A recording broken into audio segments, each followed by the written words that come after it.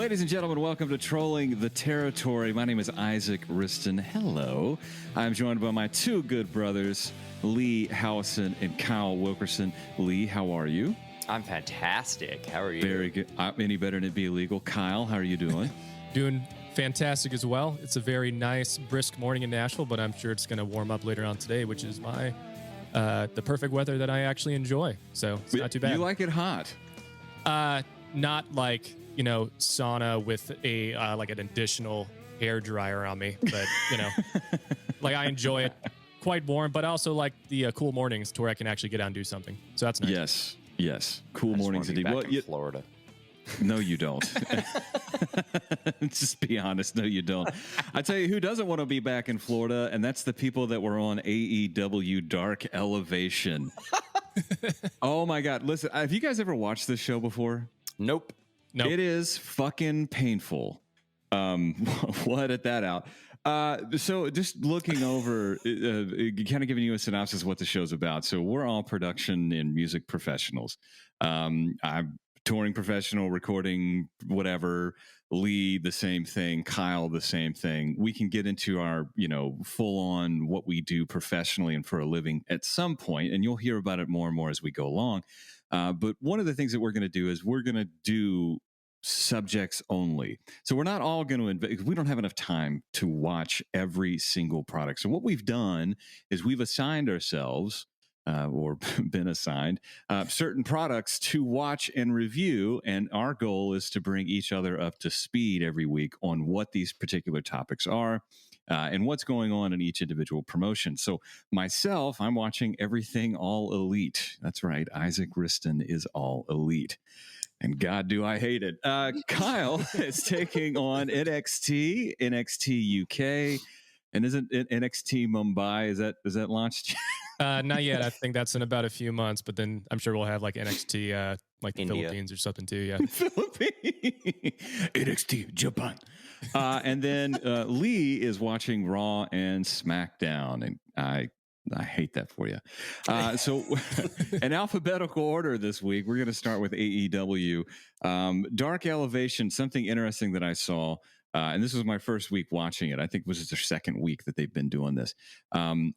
16 matches. It was 2.5 hours long. I'm going to kill myself. It was awful. Miro destroyed a jobber. That's really all that really happened. Best Friends had another match finally with Trent back in the stable. Listen, you're not missing anything. It shot over multiple nights. That's one thing that kind of threw me off with any kind of television product. Remember Superstars.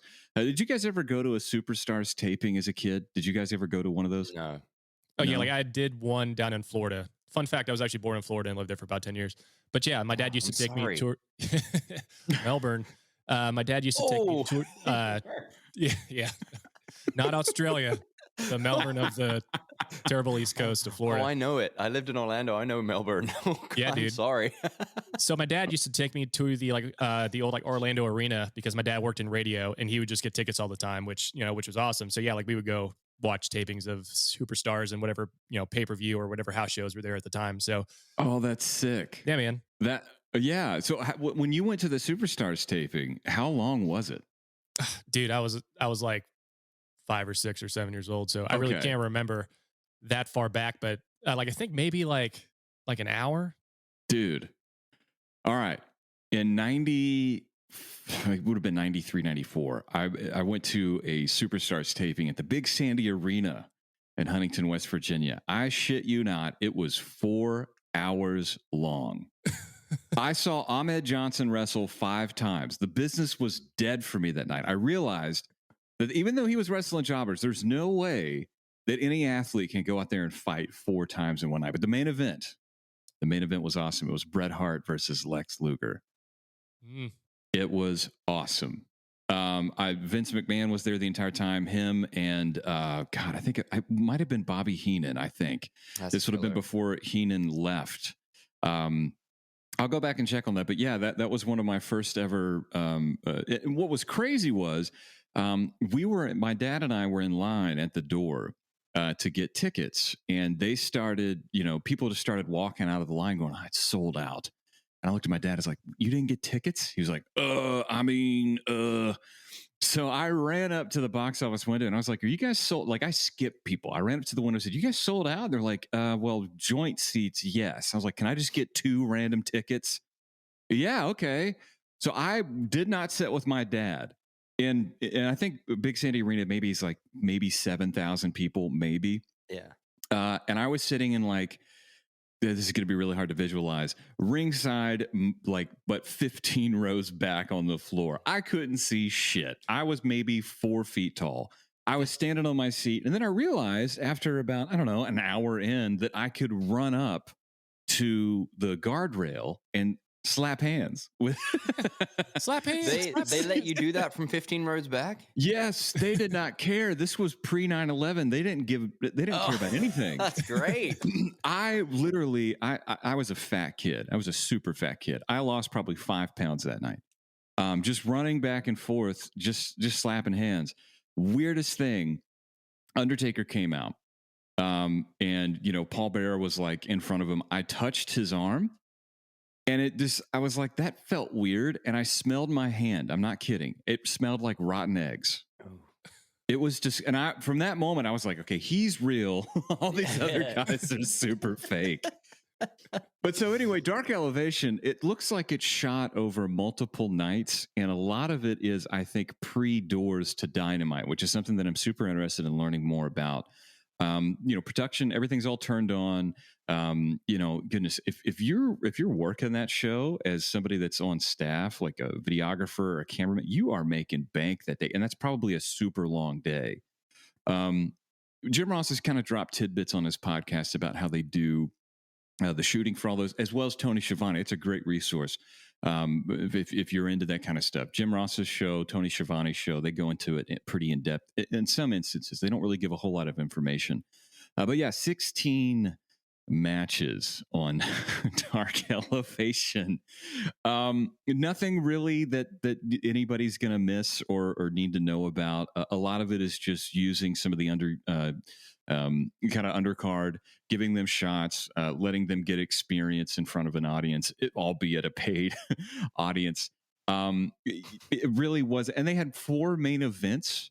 Brandon Cutler versus Penta, Thunder Rosa versus some unnamed jobber, female.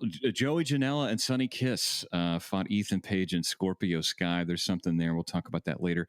Then Ryan Nemeth and Cesar Bononi, who I think is awesome, and I can't wait to see more out of him.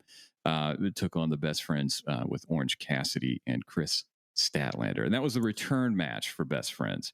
Nothing to report. Can we just explain... Can you explain to me what 4 main event matches means? Dude, I swear to God, I was going to ask the same question. Yeah.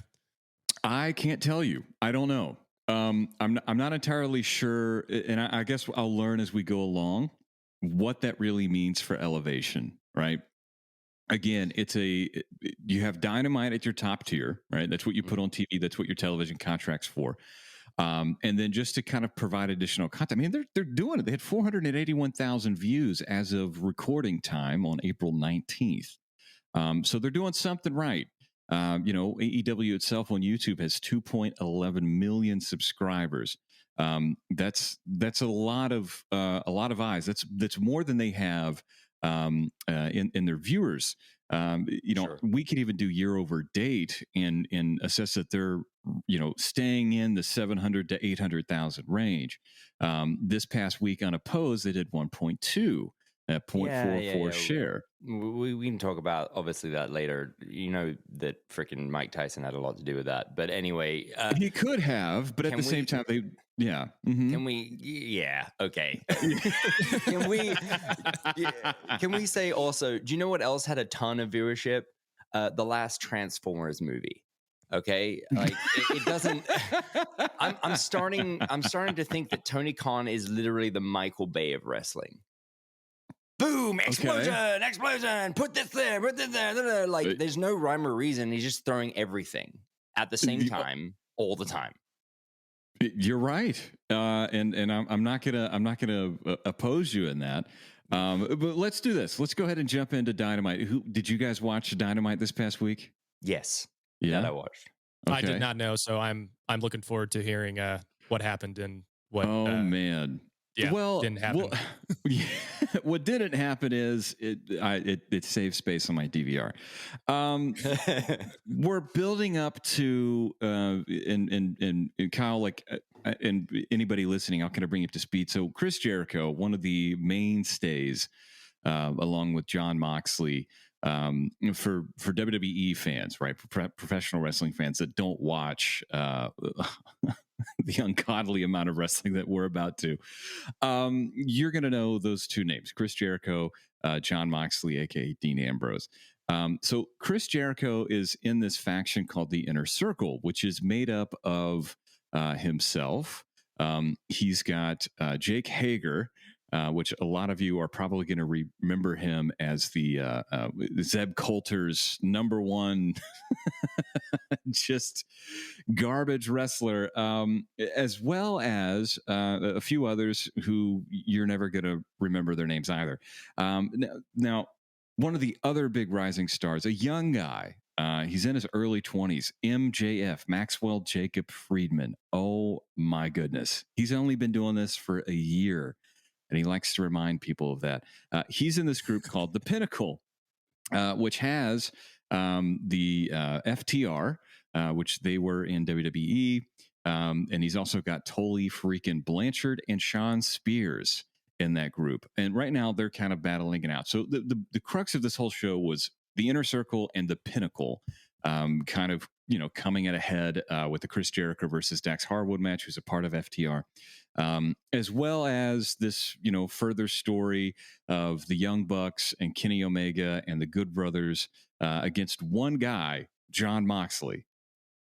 Why we need 5 guys to one dude blows my mind. But the whole show really kicked off with Mike Tyson's involvement. Now, we haven't really seen that much of Mike Tyson in professional wrestling since the 90s, Austin versus Tyson. And so it's been pretty interesting to kind of see how they're bringing him in. Now, Jericho did mention, so Jericho and Austin did the Broken Skull sessions on Peacock. That was fantastic. That was a lot of fun.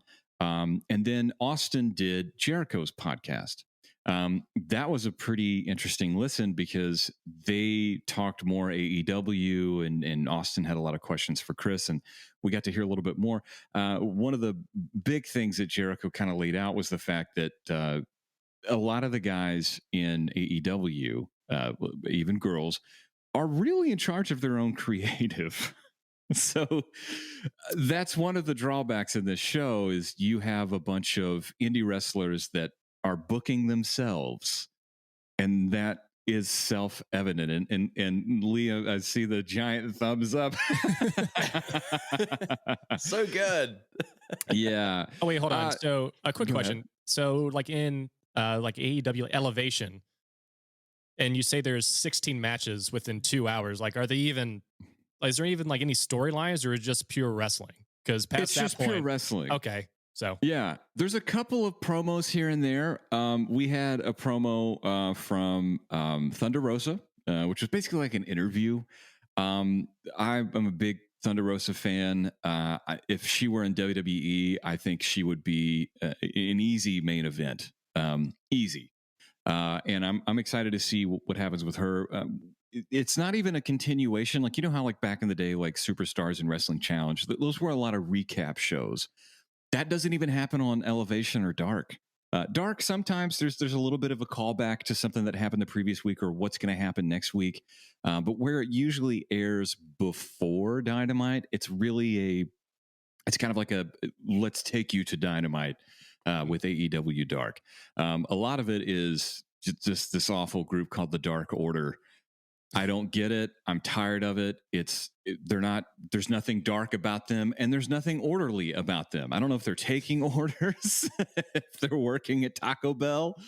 And they've got, I don't want to get it too involved in it, but there's Brody Lee's son is heavily involved in this, and it's creeping me out a little bit. Anyway, this week's episode of Dynamite kicked off with a Mike Tyson and MJF promo.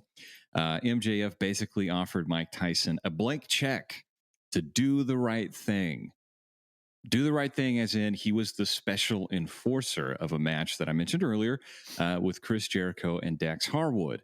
Now, that doesn't mean that he was the referee, and that's something that was kind of misleading. He was not the referee. Aubrey Edwards was the referee. Mike Tyson was just on the outside doing nothing, just walking around and pointing at people. Getting paid.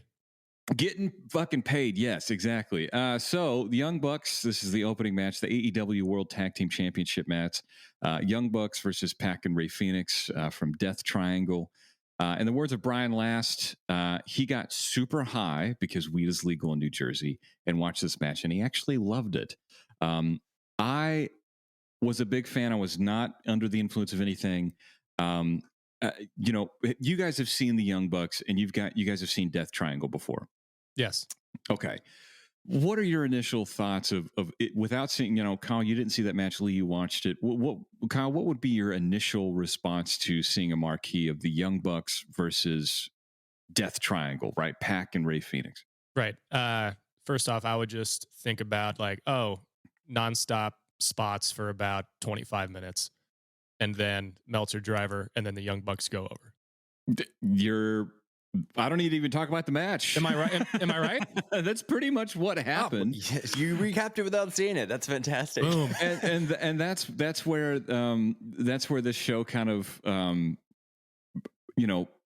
brings me to a halt sometimes.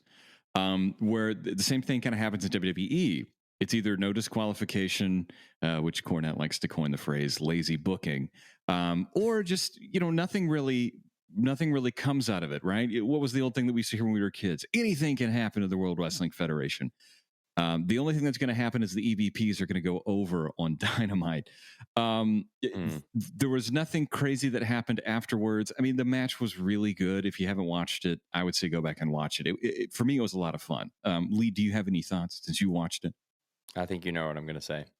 Tell me, please.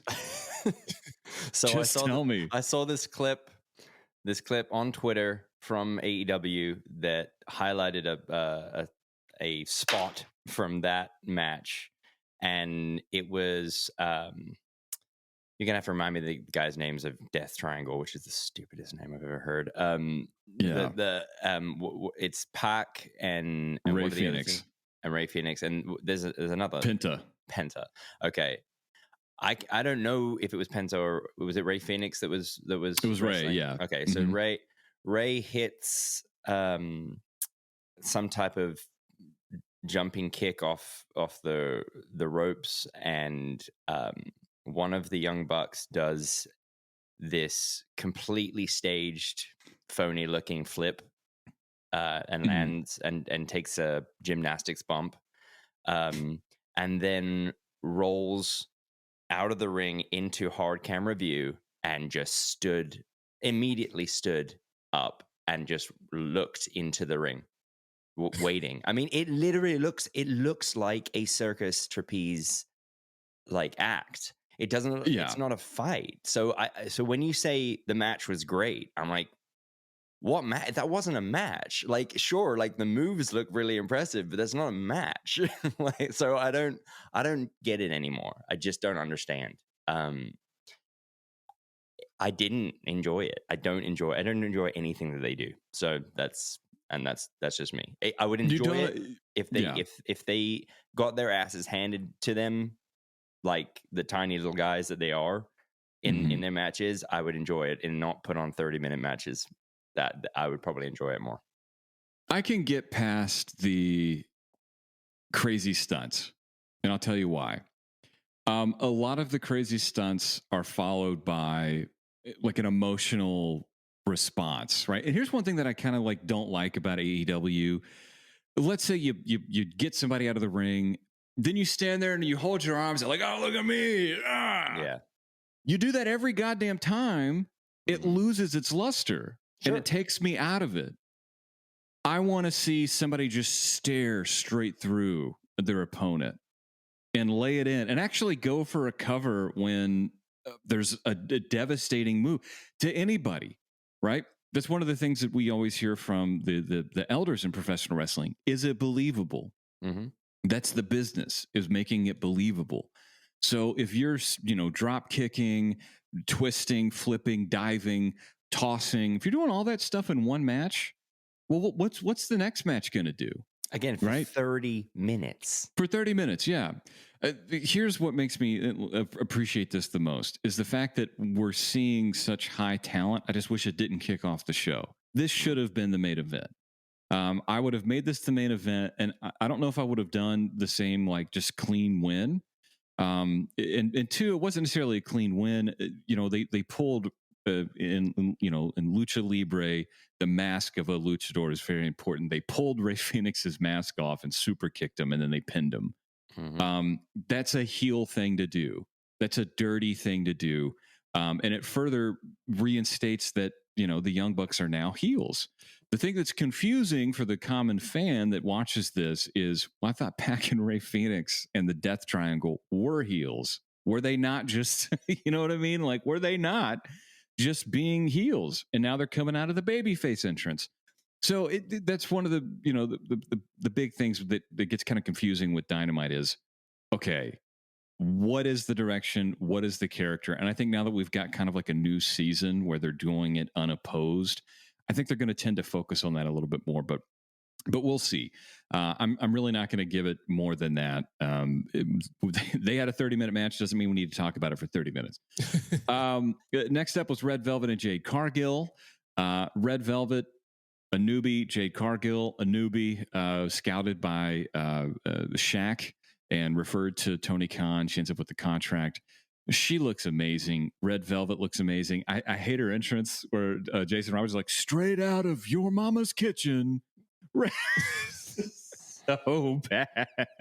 Well, I mean, that's like the private party being like, like a place where like you can't get into or like 32 ounces of gin and tonic or whatever. Yeah.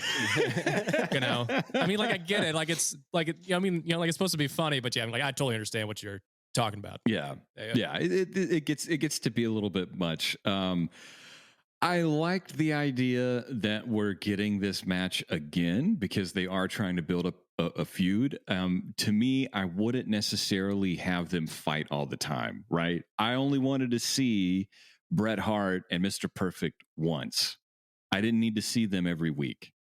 So for me, having both of them fight again, it's just like, man, you guys are just hotshotting this. Like, I would have loved to have seen the Young Bucks and Death Triangle on a pay-per-view. I don't need to see that every week. Where are they going to get the practice? I guess it's the 16 matches that are on Elevation. The end of the whole thing was Cargill defeated Red Velvet. It was just an absolute it was almost a squash match. Then we see Anthony Ogogo versus Cole Carter. Now, Lee, you're British. Tell me about Anthony Ogogo. Firstly, I think they announced his record. It was like somebody said, I swear they said this. It was probably Excalibur at like 180 like matches or something like that, like 180 fights. Firstly, the guy's had 12 fights in his professional career. He had a 6-year career, and he did really well. He got a bronze medal. He boxed at 160 pounds. Dude, I weigh more than that. Yeah, which is what is that? What is he wrestling at? Did they say it was like 230? Of course they did. Yeah. Right. So, but he looks 230, which means that he's gone and put on a buttload of muscle.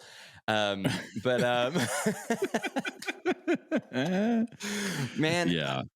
Only thing I want to say about this is I don't work in the wrestling industry, but I feel like I could have booked this match way better. That finish was terrible.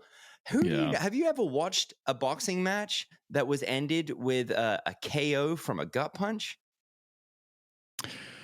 You guys ever heard of that before? I mean, like body shots, yes, but I don't think I've ever seen a fight stopped for one. For one. Yeah. One. And maybe rarely, and that's what I was going to say. If this was me and if they all have creative control of their own characters and their own matches, which is just a staggering thought. I would have said, okay, well then why don't I make it look real, and I will and call a disqualification or a no contest, and I'll keep punching him in the gut over and over again, and he'll sell it until they have to call the match. But one punch, that was ridiculous. I don't think he has any. I don't think anybody on that staff has any. I mean, maybe they should have tapped Mike Tyson for that, right? You're right. Well, clearly, because later on in the show, the knockout punch. Mm-hmm. So they didn't want two of those on the same show. So somebody's thinking correctly. Then like, why even have Tyson and this match on this show? Like, why not push Tyson to the next week? Exactly. Yeah. Or vice versa, or just like whatever you want. Yeah. I think putting Anthony. I like his look. I like everything that QT Marshall is doing with the Nightmare Collective or whatever it is they're going to be. That's another thing. We'll get into that at some point. Smash Mouth cover band concert attendee. Yeah, right. So good. I'm interested to see what this again is another faction in AEW. That luckily doesn't involve Brandy. But we're going to see what happens. Aaron Solo, Nick Camarado, QT Marshall, and Anthony Ogogo, the Nightmare, whatever. They took on Cole Carter. It was awful. It wasn't something that anybody should waste their time and go watch, to be honest. Then finally, we had Chris Jericho versus Dax Harwood. And I'm going to say finally, just to get out of the talking about AEW, because the rest of the show didn't really matter. Chris Statlander versus Amber Nova, that was awful. And then the Falls Count Anywhere TNT Championship match, Darby Allin versus Matt Hardy. Just go watch any ECW pay-per-view from the 90s and you've seen it already. Dax Harwood and Chris Jericho, again, Pinnacle versus whatever Jericho's groups, the Inner Circle. I appreciated this match because, one, it's Chris Jericho. Even though he's kind of inflated himself a little bit, it's an upper body business, pal. That's for sure. But you're also a professional athlete. I like seeing Chris Jericho compete. I like watching Jericho matches. He's got, for me, I like the way he lays his stuff in. Sometimes he misses, as we all probably would at that age. But seeing Dax Harwood get that kind of rub and be involved in an angle with Mike Tyson, I appreciate that. The end of it, Jericho wins. There's a big celebration. I don't know. We'll see what happens in the following weeks between the Inner Circle and the Pinnacle. That's really all that kind of took place that's worth note. I think the biggest match to go out of your way and watch, if you're into it, go watch the Young Bucks and Ray Phoenix match with Pac, and then possibly watch the Jericho Harwood match. Yeah, it was. I'll say this: their tape shows are trash. Their live shows are a little bit better, but that doesn't really, it's not necessarily a constant thing. There have been really good tape shows. There have been really bad live shows. Commentary is really bad live. I feel like there's a lot of edits that are done in post-production for tape shows that end up making the show flow a little bit better. We saw in the very beginning when they were still doing arenas back in the 2020s, late 2019s, it was really hard for them to get in and out of segments. They were still figuring out the rhythm. They were still figuring out their cameras. They were in a new arena every night. I think one of the biggest things that AEW has benefited from this quarantine is the fact that they've been able to perfect their flow, even though it's not a good flow sometimes, even though the quality is not always there. The match quality isn't always there. The promos aren't always there. I think they've been able to get their footing for their structure. Now, you guys, I think, have been watching sparingly. I know, Lee, you haven't really watched that much. Kyle, how much have you watched of Dynamite? So, whenever it started, I actually watched every single week. And then once once COVID and quarantine hit. Like, I think I may have watched like that first episode they came back with after like the shutdown, and they taped all those shows. Yeah. And then for some reason, like I just couldn't get into it, you know. But like I think now, yeah, like the next coming weeks, like I'll probably end up trying to put my eyes on it a little bit more, you know. Yeah. But yeah, dude, like I agree with you on that. You know, but like a question I pose is, how come you think like the tape shows are worse? Because like in my opinion, I mean, like obviously, like they should be better because there's really not a whole lot of pressure to perform live. Or is that the, you know, like the thought of, oh, like they're performing live, they're more focused, and you know, it, you know, like it's not a thing of saying, oh, well, we can just fix it in post, or we can just do it again. You know, I mean, like, what do you think about I think with their live shows, they kind of bring out more of the talent that people actually care about. Right. Okay. So Cody will be there for live shows, not tape shows. If you notice, this was a tape show. He was not on at all. Yeah. There wasn't a whole emphasis on Hangman Adam Page. There was barely even mention of Jon Moxley. So those live shows to me as a fan are more fun because I get to see the people that I'm actually invested and actually care about. And plus they're, you know, like they're more experienced and like they're the better workers at the company. Yeah. And they also know how to read a crowd. And it's just like as a musician, if you get in a room with a bunch of really good musicians, it's easy to feed. And it's easy to, you know, kind of cultivate that movement, that progression, that composition. If you're, you know, you guys have done live stream performances. There's nobody there. Once you end the song, it's like, is that it? Yep. Okay, great. Next song. Yeah, true. Yeah. So I ever since this whole thing, you know, when you were talking about like when quarantine first started, and they did a bunch of tape shows and that what looked like somebody's garage. At the same time, you know, WWE was doing the Performance Center and just had visible empty seats everywhere. Like that was the big question for me. Like, why don't you just pick those up? You're just reminding me that nobody's there. Yeah, exactly. You know? Yeah. And that's something that I'm sure we'll touch on as we review WWE's product and NXT's product, even though NXT does have some people in the crowd. But yeah, you know, that's kind of where I'm at. Tape shows, a little less appealing. Match quality is kind of there. But man, live shows are just way more fun, and it's cool seeing, you know, facial reactions, even albeit they're masked. But just like hell, like last week, Hangman Adam Page takes the beer out and cheerses and hands a beer to some random fan, and that dude is just crushing it.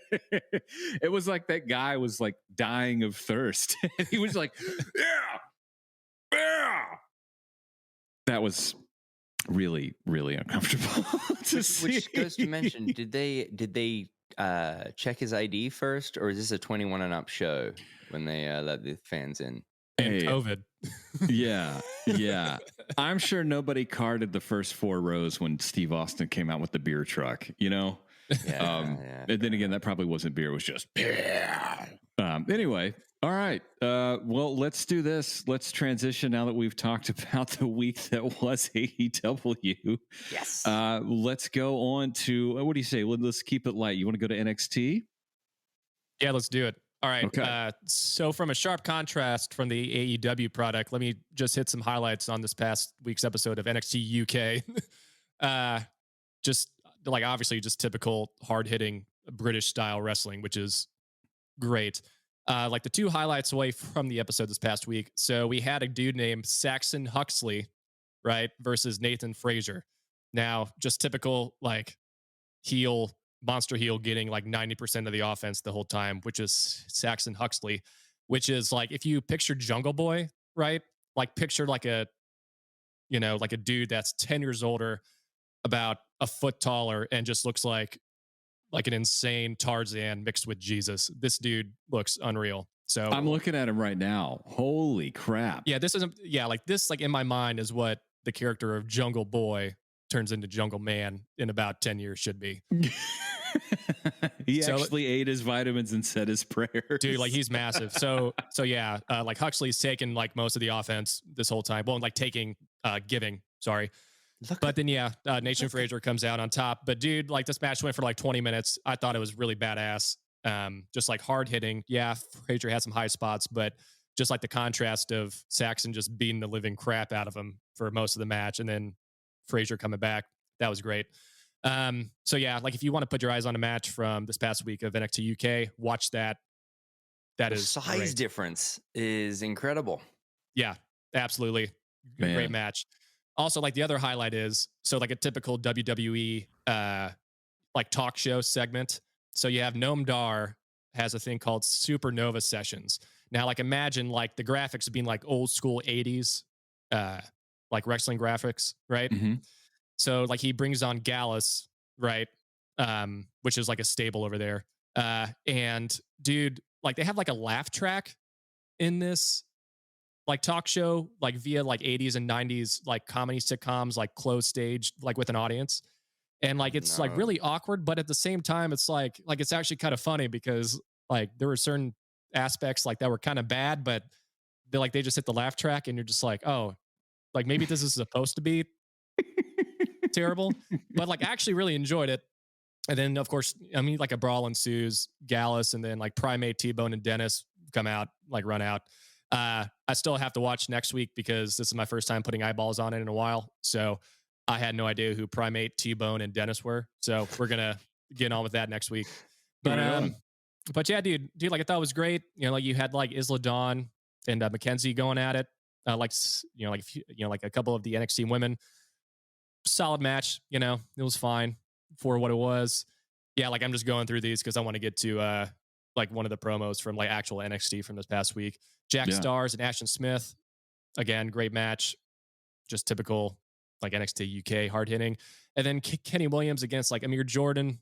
There was an exposed turnbuckle at the end, so that created some controversy because the ref didn't see it. Kenny Williams goes over Amir Jordan, but I'm assuming that story is going to keep going. Like there was no Walter, no nothing on here, so like I'm assuming like they're kind of cooling him off. You know, to try to keep him special, like especially after that Ciampa match, which maybe we can get into later on.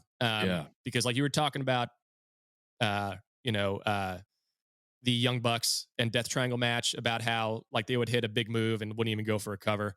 It's like sharp contrast with the Walter Ciampa match from Stand and Deliver when, you know, Ciampa like would like anytime like he would hit something huge, he was like, oh, this is my chance. Let's go into it and try to cover Walter. Or like even Walter, dude, like when he hit that power bomb on Ciampa at one point, like later on in the match, and like literally he put all of his weight, if you didn't notice, like his feet were up. He was trying to cover Ciampa and he seemed to roll out. So yeah, like it was a sharp contrast from like the Death Triangle Young Bucks match. I have a quick interjection here, and I this is kind of goes back to me talking earlier about the importance of storytelling and what doesn't happen in AEW. Going for the pin to me solidifies the idea that that's the way you need to win, and that's what this is. That's what this is going to be. I'm trying to win right now.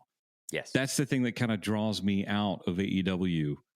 Is there is no pinfall attempts. If there are, they're very weak. The guy barely even covers. It's not until it's really supposed to be what they're considering to be the end. It's like you're just doing it just like, I'm just barely going to brush my teeth. You know, I'll brush them later.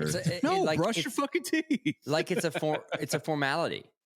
Yeah. Like it's not a necessity. In fact, it almost seems like the object of matches, not all of them, I'll say that, not all of them, but the object of pretty much every tag match in AEW is, let's see how many flips and stuff we can get in. Because inevitably we'll get to the pin part, which is not important. That's what it feels like every single time. And so it's just like, oh, cool. Like I feel like I have to do this right now because we have to end the match. Yeah, totally. But yeah, like those were the highlights from it, like NXT UK. I mean, just like at least go watch that first match. Like if you don't have time, like the rest of us, I know that's the impetus of this podcast. We all have lives and we can't watch every single episode of pro wrestling. So yeah, that first match and then the Supernova sessions with like Noam Dar. Like I just want to get y'all's opinion on that and the whole laugh track and that whole vibe going on. I can't wait. Yeah, I'm gonna write that down. For sure. So yeah, let's move on to NXT, actual NXT, moving to Tuesday night. And okay, like they started the show with a Karrion Kross and Scarlett Bordeaux, right? Mm-hmm. Dude, his entrance, whole black and white thing, his graphic, and dude, like talk about the whole production branding side of wrestling. I truly think NXT has the best graphics team, like logo team out of any of the companies out there. dude, like I don't know who is like heading that up or who's their like creative director for that, but man, dude, like those logos don't look like, like old like 80s 90s logos like I think like AEW has with like Sting or whatever else from like back in the 90s. The majority of their branding content comes from Unsplash or Graphic River. I'm not kidding. Wow.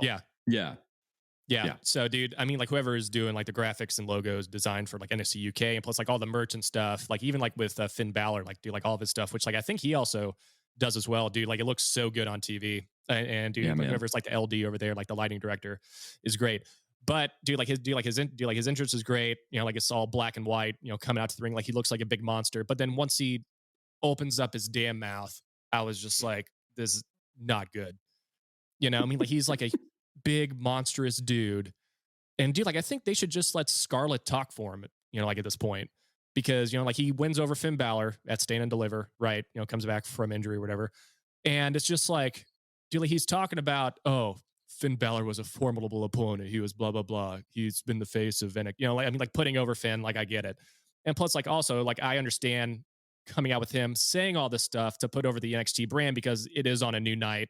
Maybe new people are watching this. Cool, I get it. But then like he just starts talking about himself like, oh yeah, like I'm a grinder, like I put in the work, I blah blah blah. And I'm sorry, but that type of character development and them talking about themselves and just like letting us know, oh yeah, like I put in the work. It's like, yeah, dude, no shit, like everybody does. Like, right. I'm tired of that character, or I mean like, like those characters being like, oh yeah, I mean like I put in the work, I do this. It's like, yeah, I know.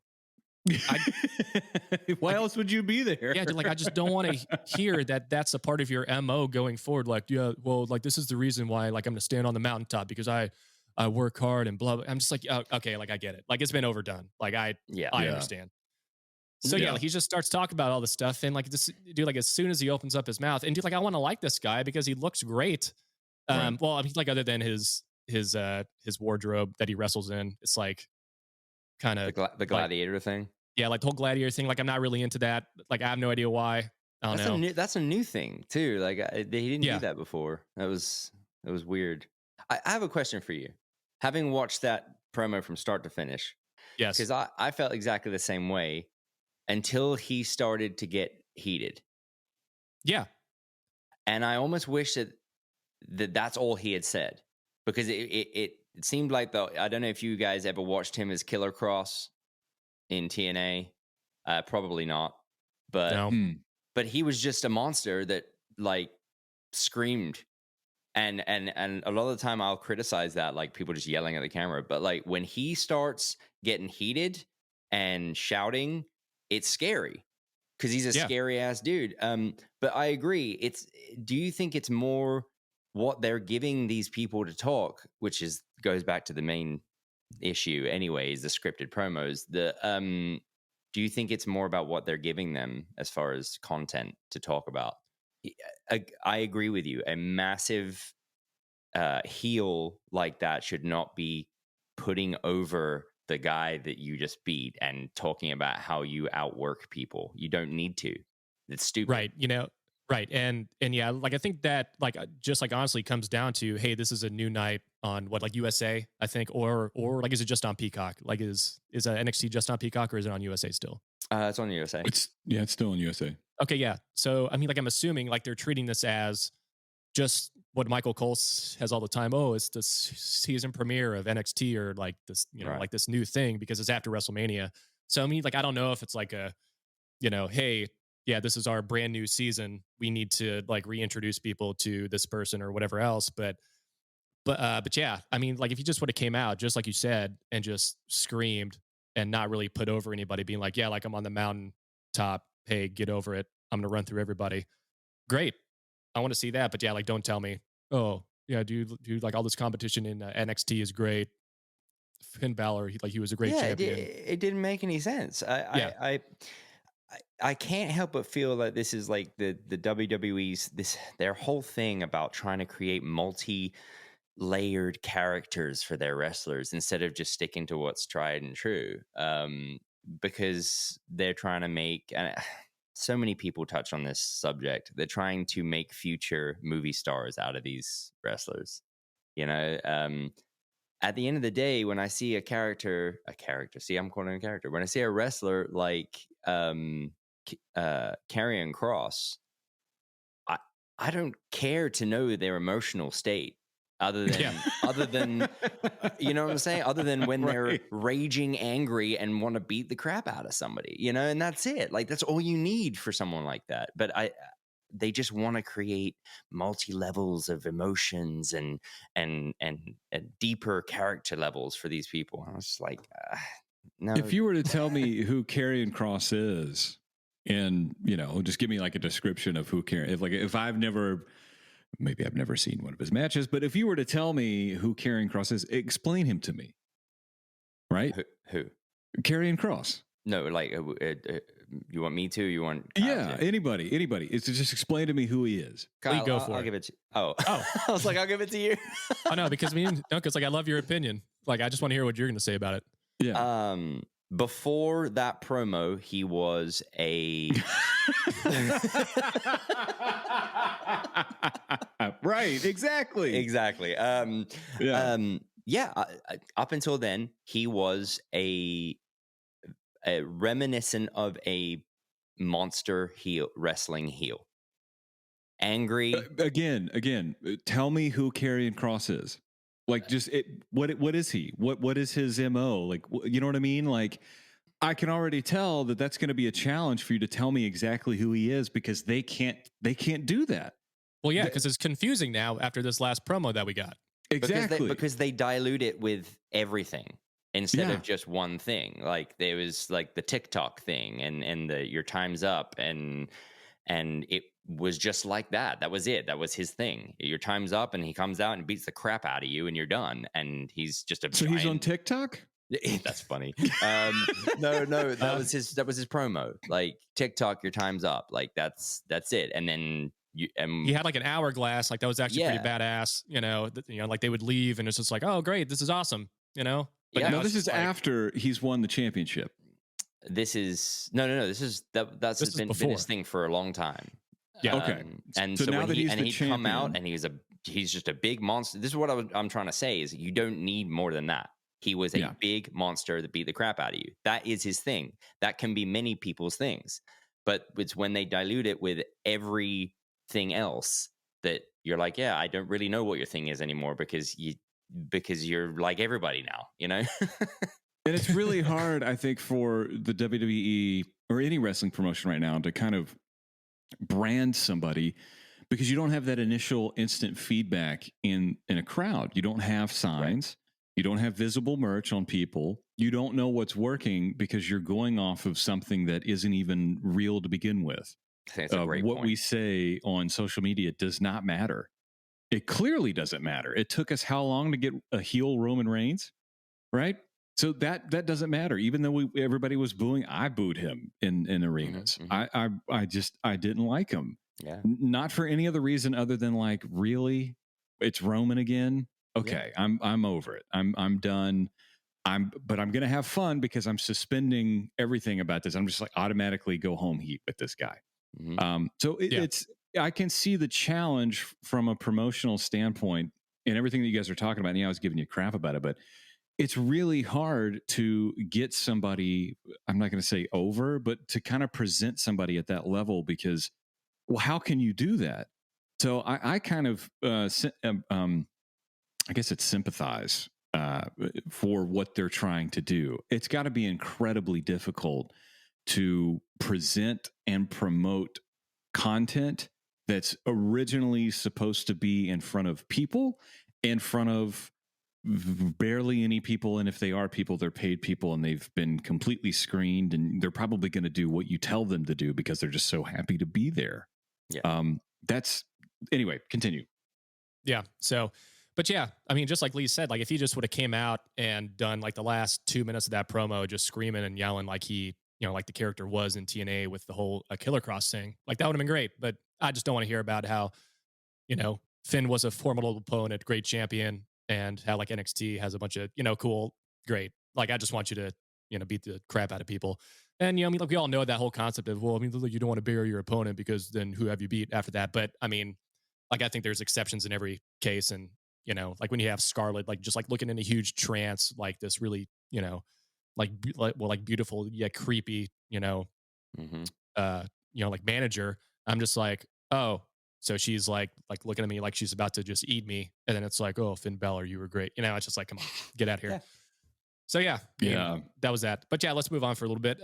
So yeah, the next we had the NXT Tag Team Championship match between MSK, who just won the titles at this past takeover, against Killian Dane and Drake Maverick, which didn't know they were a team. Like, I guess, you know, I'm watching from this point forward. Seems like it kind of works, but still, like, the jury's on that one. Drake Maverick, real name James. Like, if y'all didn't know, he like used to live in Nashville and used to get hammered at the Tin Roof, like whenever he worked for TNA all the time downtown, which is unreal. But yeah, so like as soon as Killian Dane and Drake walked out, so Killian's music is like this really bubbly, poppy, terrible sounding music. But like, I think that was the point, because I mean, like, as soon as I heard that, I'm like, this music freaking sucks. But then as soon as but dude, like as soon as I said that, Wade Barrett's like, I can't believe Killian still has this music. I can't, oh, this is terrible. So I'm like, okay, you know, yeah. So wasn't that was he cool. Insanity? Killian Dane? Yeah, I think so. Yeah. That was fun until they got on Raw and just completely evaporated. Right. Oh, I know. Just like another casualty of being called up to the main roster or the big leagues. But yeah, so like it was a solid match. And then like actually like Alexander Wolf came out to distracted Killian Dane, and like MSK retained. And I think it was like Marcel Barthel and Dane came out from Imperium and pretty much beat down Killian Dane and Drake Maverick, which is cool now, because hopefully, like, I think they'll get more of a, you know, oh, do you like the push, brother? You know, like I said, of being behind Walter the entire time, because I feel like all of Imperium like need to shine at this point, because we know Walter is a menace. So, it was cool to see Wolf and Barthel, or not Barthel, Barcel. Is it Barthel? Barcel? I think. I don't know. Does it matter? No, it doesn't matter. They're all European dudes. Imperium, cool, great. We got Dvorak playing. You know, right. You know, it's awesome. Dvorak, yeah, it's great. Pretty sweet. So yeah, and then next we had Mercedes Martinez versus Jessie Kamaya. Mercedes Martinez is just batshit crazy, and it's awesome. She won, shook down that dude, the Robert Stonebrand guy, for money or whatever, which is very hilarious, and then walks over to commentary, screaming to pretty much to Gonzalez, saying, oh yeah, like, I'm coming after your championship, like, which is pretty cool. So I think watching them, the Gonzalez and Martinez potential showdown for that title, I think that would be really awesome to see. Yeah, because Mercedes is just, you know, just awesome, I thought, watching the other night. Yeah, she's pretty tough. She looks like the like just the updated version of Mickie James. And I'm not saying that to do anything but she just kind of has this, like, she's all tatted up, man. She looks tough, to say the least. She's been around for a minute, right? She's like kind of done everything else other than WWE, and they brought her in. She's been everywhere, and like you can see her there. So that's awesome. I remember hearing about her. She's good. Yeah, man. So she's we had all over. So next we had like the NXT Cruiserweight Championship match. We have like Santos Escobar, who won the title in that ladder match at Stand and Deliver, against Kushida, came out as the challenger, which was pretty cool to see. And Kushida won by pinfall. So he became the new Cruiserweight champion after the whole So so after that whole ladder match going down, Kushida comes out, wins, which is pretty cool to see that. But yeah, and then next, I think like the one thing that like everybody was kind of talking about, Frankie Monet, the debut of her coming out to like interrupt Raquel Gonzalez's championship celebration. Sorry, I'm getting ahead of myself. But she comes out, and like I thought it was going to go blow to blow, but like Frankie kind of backed down. Then Rhea Ripley and Bianca Belair came out. I think we all saw screenshots of that. Like I think once the NXT episode ended or was airing, being like, hey, these women came from NXT. You have the Raw Women's Champion, SmackDown Women's Champion, and the new NXT Women's Champion, being like, hey, we all came from here. And like, it was a cool moment, but like also at the same time, I know they're all faces, I guess, but like Rhea Ripley was kind of working as a heel at one point, like during that WrestleMania match. So I'm really confused about that. But like, I guess it was a lighthearted moment.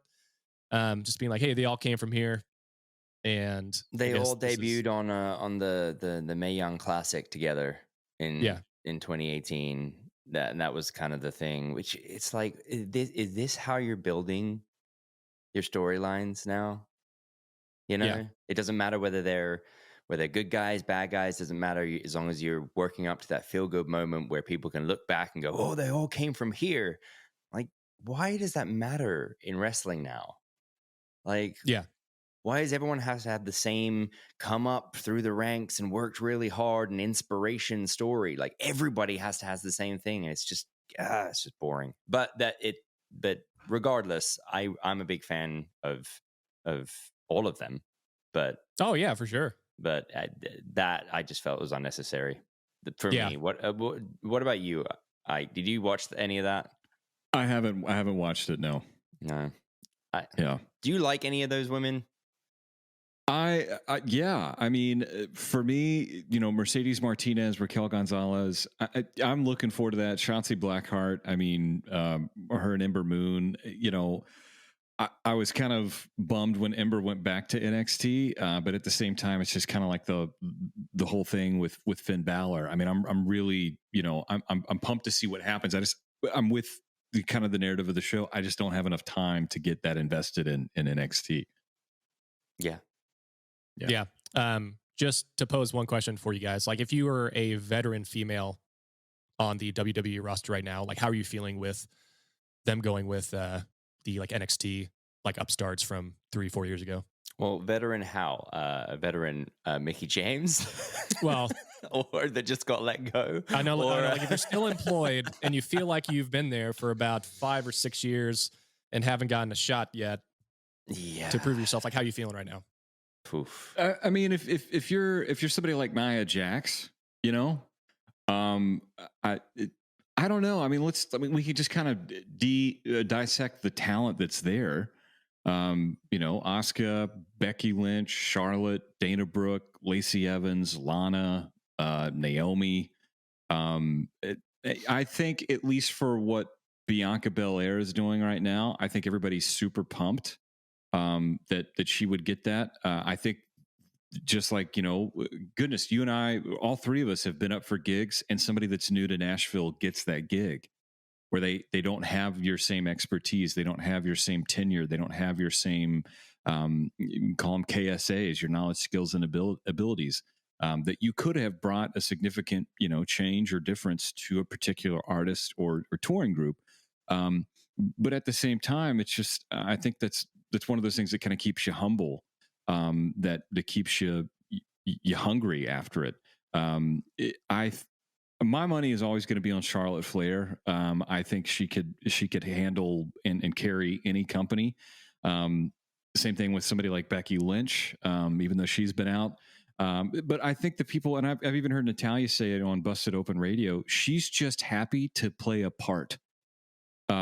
So, without trying to assume how people are feeling, I think it's only natural. I think that's the whole point of what NXT is supposed to do, is to find that talent, elevate them to a certain point, and promote it.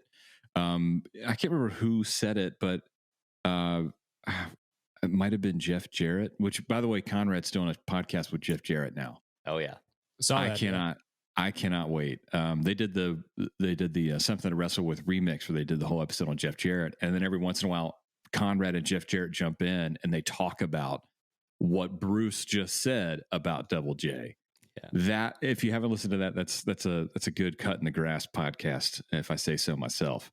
Anyway, Leigh, what are your thoughts on Kyle's question? So I think, so when you talk about how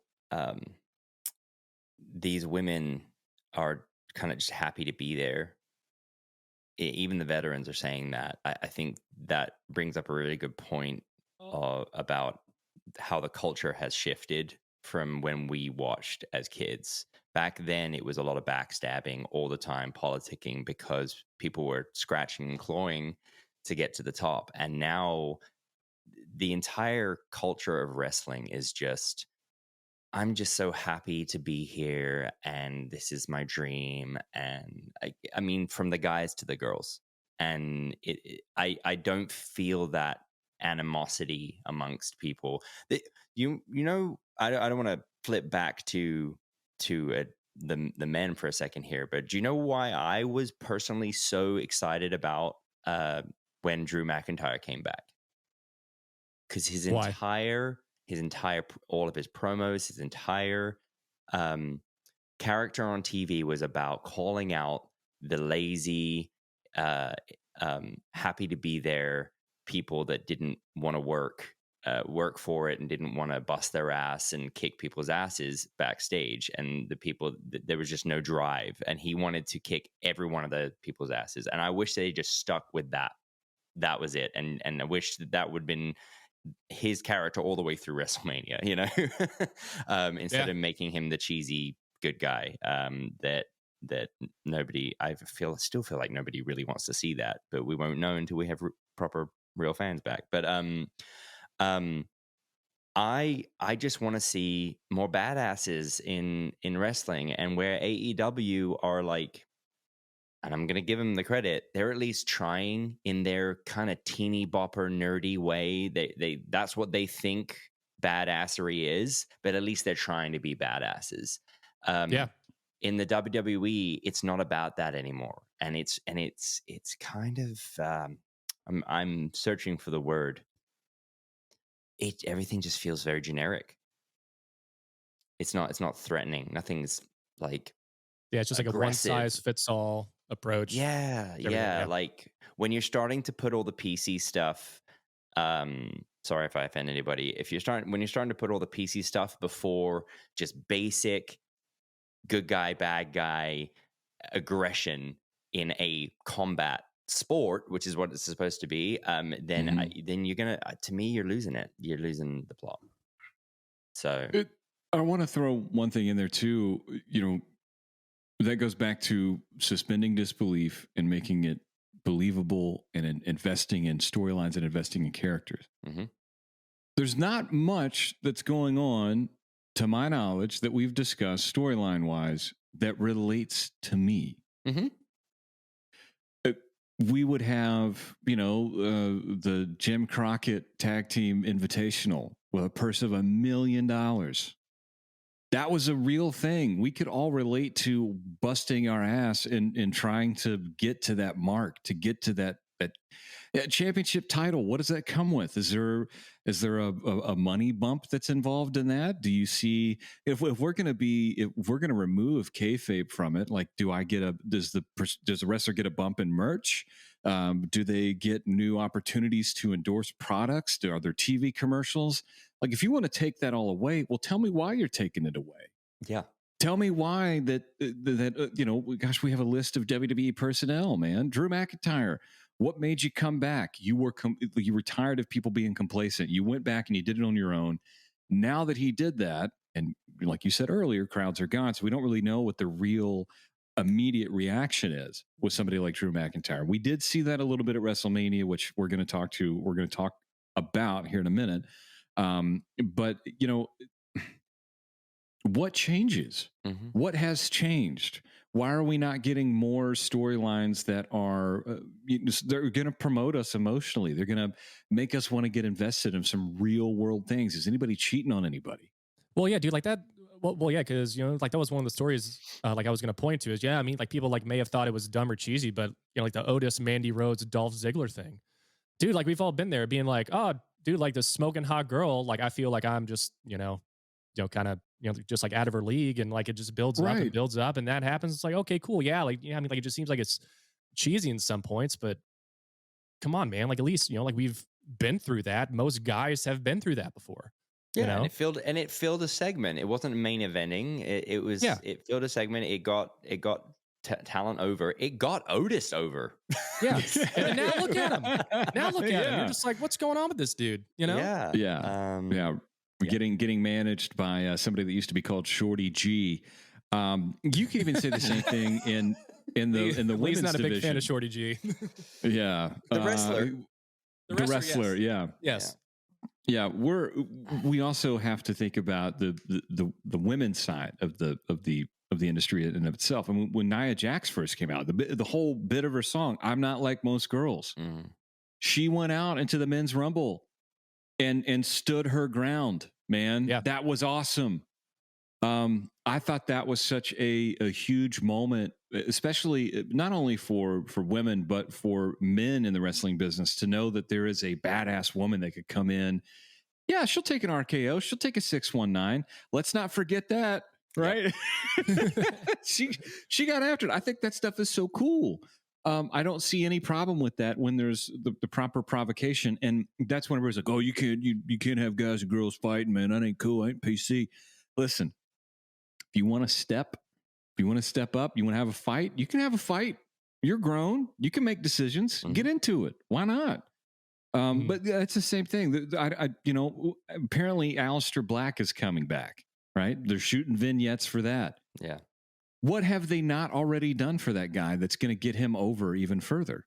Oh, I feel like, that's the case of being like, oh, well, hey, artists from Nashville, you've had a couple failed singles, but hey, we really believe in this one. Hey, go back on radio tour and reintroduce yourself to people. I have a rebuttal for this, because there's also like the failure to launch.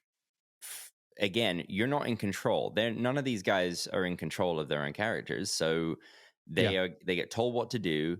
They make the most of it, and then more times than not, the ball gets dropped. Can we really say that Aleister Black's persona not going over was his fault, or was it the horrible booking? It's always going to be twofold for sure, and I don't want to put all of the emphasis on creative or all the emphasis on talent. It's a very symbiotic relationship between the two. Sure. Just like as much as good of a song as you have, if you don't have the right A&R department and you don't have the right radio promotions team and the budget to, what's that stupid saying? How do you make $1 million in Nashville? You spend $2 million. Yeah. It's that whole case again. You could have a really great band, but if you got shitty songs, it's still going to sound like a shit song. Yeah. Doesn't matter if you've got Aaron Sterling on drums and Pino Palladino on bass. It'll still sound like a turd if it's a turd. It doesn't matter if you have Aleister Black and Vince McMahon in charge of creative, and Bruce Pritchard, who for all intents and purposes is still a great asset to the company to have. It still doesn't matter. And I think that's something that Tony Khan really needs to wake up and realize is it doesn't matter that you've got the hottest indie darlings. It doesn't matter that you've got the people that left WWE because they were frustrated. It doesn't matter. You have to get me invested week by week with storylines that anybody can relate to. Yes. A chick from outer space. Really? Okay. Sure. Maybe when I was 6. That's not your demo, bro. That's not. They're grown men. Anyway, go ahead. Yeah. Moving on. All right, let's go on. Let me just go down the rest of this. Let me just go down the rest of this NXT episode. We had Leon Ruff against Swerve Scott. We all thought that this would be the last one of the whole, story with these guys, but apparently it's not over yet. Swerve beat Ruff, but then Ruff attacked Swerve Scott backstage. So I guess this thing's going to keep going for a little bit. And then the main event, we had Dexter Lumis, Bronson Reed, and Ember Moon and Shotzi Blackheart against The Way. Reed, Lumis, Moon, and Blackheart go over The Way. And it's just weird to me to see like this transformation of the Johnny Gargano character from him and Ciampa doing their trilogy of matches over to The Way just being more campy. Yeah, for sure. You took the words right out of my mouth, but yeah. So that happened, and I don't even think we saw Cole or O'Reilly. I mean, obviously they played a bunch of recaps from Take and Deliver, Stand and Deliver. But yeah, so I think they're giving those guys a cool off for a little bit. Obviously after that brutal match that they had, which I thought as well was pretty badass. So Yeah. Can you explain this whole Indy Hartwell thing? Because I didn't get it, and even someone that kind of casually watches, I didn't remember this as part of any type of storyline. What the hell's going on with the Dexter Lumis and Indy thing? I'm actually just kind of confused about it as well. Okay. So, yeah. Fair enough. So yeah, I'll just be straight up with you. I'm just like, okay, like maybe next week I can give you more details about that. But yeah, it's a little bit weird. But yeah, did you see this? Did you see any recap of this? No. Like, I guess seemingly through the match, Indy Hartwell, who is the Way's sidekick. That's the only way I know how to describe her. She was blatantly setting herself up to, I don't know, to be pinned by Dexter Lumis or to be taken by Dexter Lumis. It made no sense. Okay, like he picked her up and she looks at the camera and then like gives like a big wink or something like that, right? And then still is like in his arms at some point. Like she wanted to be kidnapped by Dexter Lumis or something. Right. And I can't believe I'm talking about this. I just don't. Yeah. Well, maybe next week we'll have more insight on that. So yeah, that was the NXT wrap-ups for this past week. Can't wait. Very good. All right. Well, now we're going to talk about the lovely Raw after Mania and the SmackDown after Mania. Go for it. I've got to think about the best way to try and tie this in. You have to excuse me. I didn't think that we were going to be trying to talk about Mania 2. But obviously these two shows are going to tie into Mania more than any. So we'll see. It's also a clean slate, right? It's the new season. We've got new members of commentary. We're no longer at the Thunderdome. We're in some college's gymnasium. No, South Florida. We're still in the Thunderdome because it's the Thunderdome in a different arena. That's all it is. It's still called the Thunderdome with fans on the stage. Like the screens on the stage that threw me for a loop. Just looking at the the backstage segments look like they're at a Golden Corral sometimes. Yes. Yeah, which is a little weird. And like there was one point where Kayla Braxton was standing next to Paul Heyman, and there's some dude on a ladder fixing a light. And you can't tell if Paul Heyman is giving her the weird look or giving the weird look to the guy on that's standing. Or he's just giving the weird look like we're really gonna shoot this right now while there's a guy fixing a light. In the back? Does Roman have like this weird thing in his contract that's like, no, they have to all be non-fluorescent lights. I cannot do fluorescent lights. I'm looking to tap it jaundicey to listen. Okay, this is gonna go a lot better than I thought because I honestly, if I were to guess whether you guys watched any Raw or not, I would have said no. So clearly you watched some of this at least. So yeah. Well, okay. I wanted it. I'm still interested in, as all of us are as fans, right? The Raw after Mania is usually a big deal. Yeah, Lee, I'll let you take it from here. Usually. I'm gonna start off by saying that I'm giving this show a D grade. Okay, I'm going to give this show a D grade. I'm reticent to say this because I read after the show, after I'd watched this, which I was not happy with. I read somewhere that they were apparently short-staffed because of and as far as talent is concerned, and they had to do a bunch of last-minute rewrites and stuff. But I shouldn't have to say that. I should never have to say that. You should always have enough people on hand and backup plans and contingency plans over contingency plans, so that your national television show that you've been running for 20 years is still good. Anyway, for 3 hours. 3 hours. In 3 hours, my only real takeaway, and I have a lot of notes, and I'm going to try and go through them really fast. My only real takeaway is that every single way that you could have gone to make this an exciting new season, every single thing that they did to me was the wrong decision. They didn't do one thing right. They didn't go into a new direction with anything. It was stupid. And when they did go in a new direction, it was the most confusing, convoluted, stupid. It was really frustrating. So anyway, let's start from the top. I put here Bobby Lashley being greeted by baby faces. Really? I thought you were about to say set the tone. I thought you were about to say being greeted by Babyface, like the R&B guy. That would have been better. Hurt Business, Babyface in the Hurt Business. Come on, would have man. been. You know what? I could have made the link there at least. You know what I'm saying? As stupid as that would have been. That set the tone right there. Immediately, right off the bat, Bobby Lashley being greeted by baby faces, being high-fived as he walked in. This is your biggest heel on your show. What? Wow. Okay.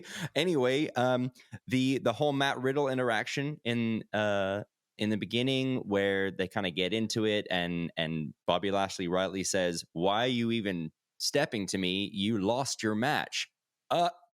Agreed. Why is he there in that spot? He is awful. I hate hearing him talk.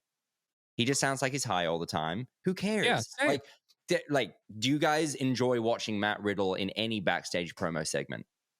No, not at all. Then why does he get more? Very stupid. Why does he get more backstage segment than anybody else? I don't have an answer for you. I really don't. I mean, to say that thing, maybe is he a recognizable face from MMA? Yeah. Apparently, somebody in the background is a little high on Matt Riddle. There you go. All I can chalk it up to is the fact that he wasn't supposed to do that, and this was one of their horrible rewrites last minute. I put here, luckily, Lashley in the ring makes up for any and all nonsense. And to me, that made up for it. He beat the snot out of him, and great, awesome. Move on, please, because I don't want to see any more Matt Riddle for a little while. I'm riddled out. Anyway, I want to talk about Adnan Virk. Is that how you pronounce his name? Yes. Yeah. Okay. I don't know his background. Where does he come from? He was a anchor for SportsCenter and ESPN for like 10, 15 years. Like I've watched him on ESPN for the longest time. When I saw that he signed with WWE and he was going to be on the broadcast team, I was very skeptical because I'm like, how is this going to happen? So please explain to me how you feel about that. My jury is honestly still out for me with him.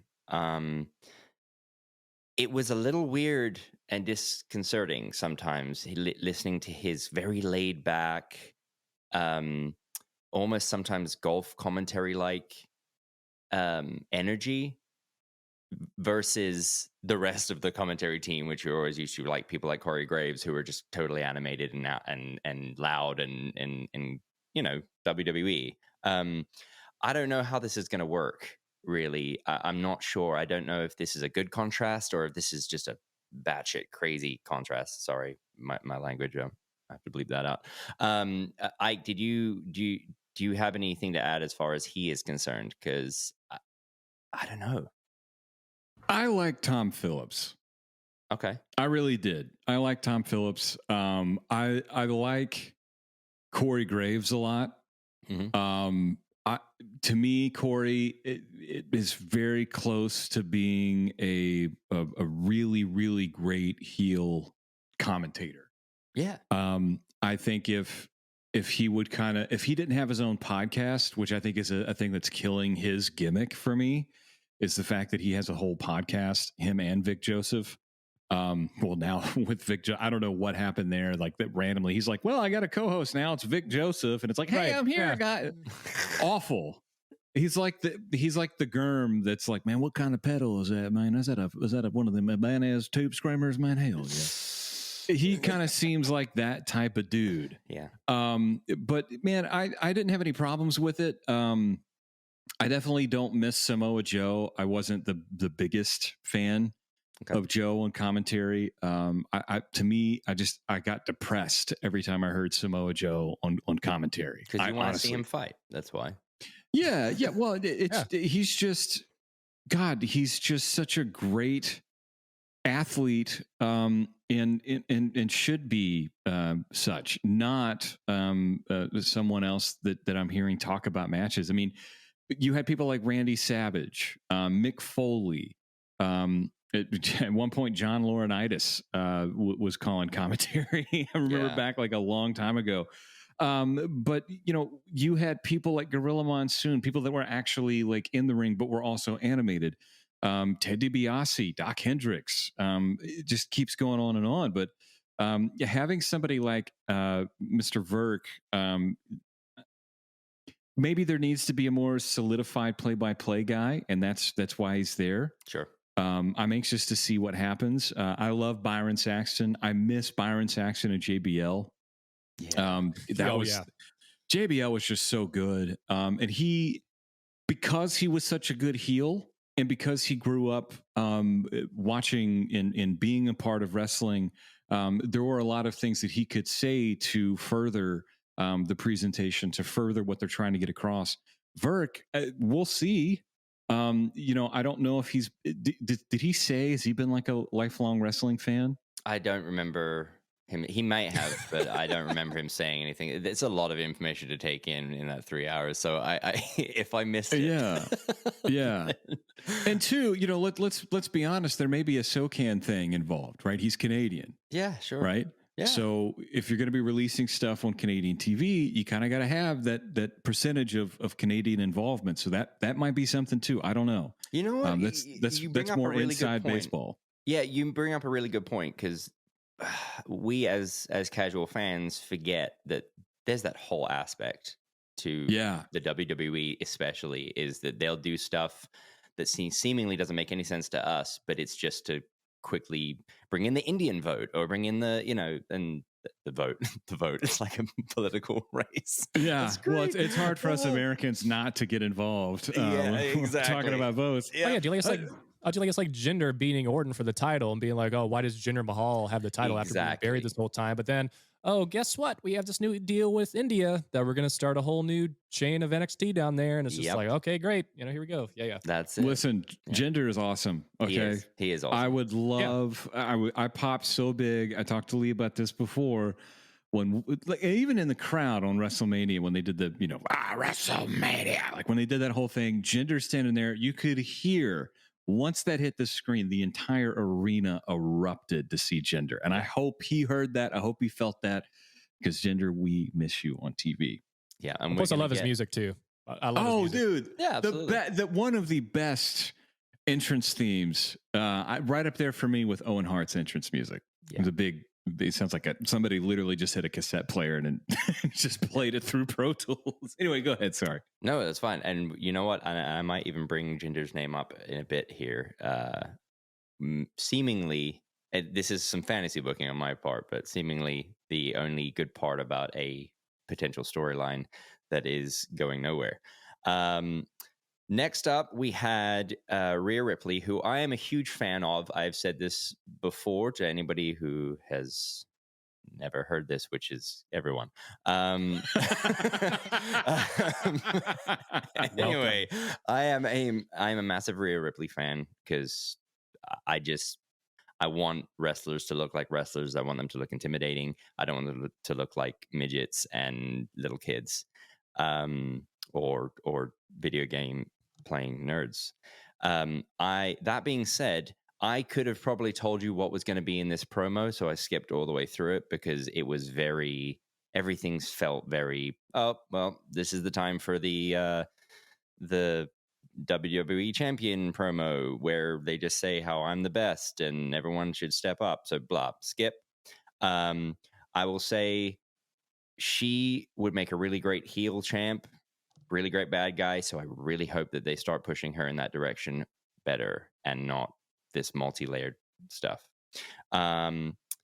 Next up, we had Viking Raiders. They are back. I wasn't missing First them. big surprise? But I wasn't particularly missing them. Were you missing them? I didn't even know they were gone. I didn't know either. I was like, oh, cool, Viking Raiders. Oh, War Raiders. Okay. Yeah, there you go. Yeah, I whatever. mean, the first, the last time we saw them, they were taking individual matches in Raw Underground in that horrible segment. I don't know if you remember that. Yeah. Oh, yeah. Yeah. Anyway, oh, it looks like Ike is gone. He got bored. See, this is what Raw does. Makes people turn off, he's like, leave. I'm going. I'm leaving. Okay, so we're gonna talk about this real fast. That's fine. Viking Raiders are back. Why did they have to bury Benjamin and Alexander? They're an awesome tag team. Did they annoy somebody backstage? Did they piss someone off? Man, I have no idea, because once they got kicked out of the Hurt Business, I was just like, okay. And like what is going on here? And it was right before WrestleMania. So like, yeah.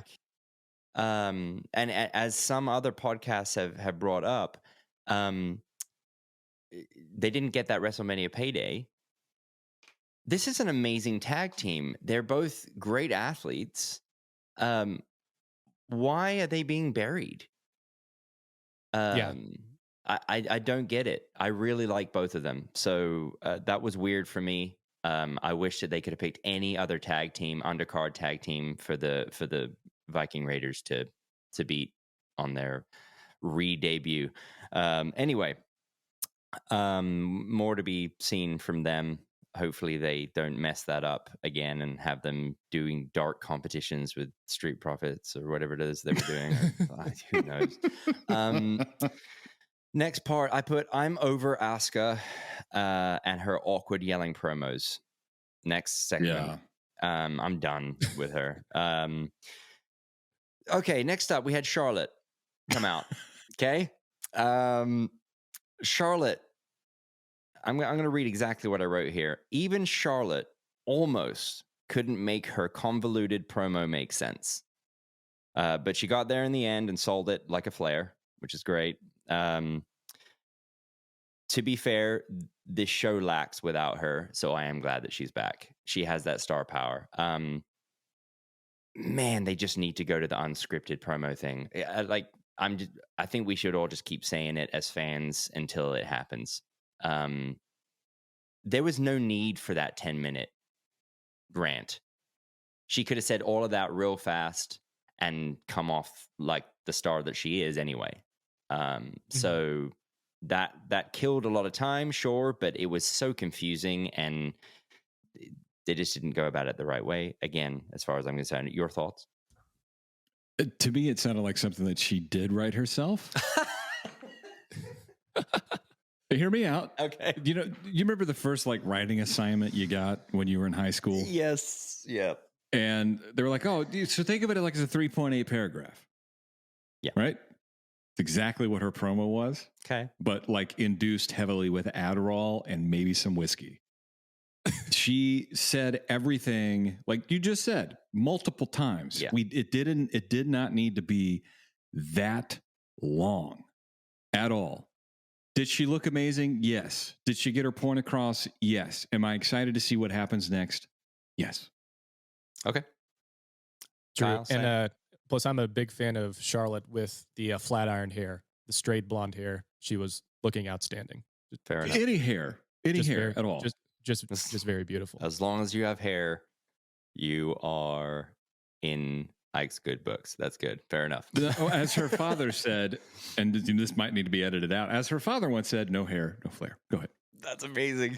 I love that.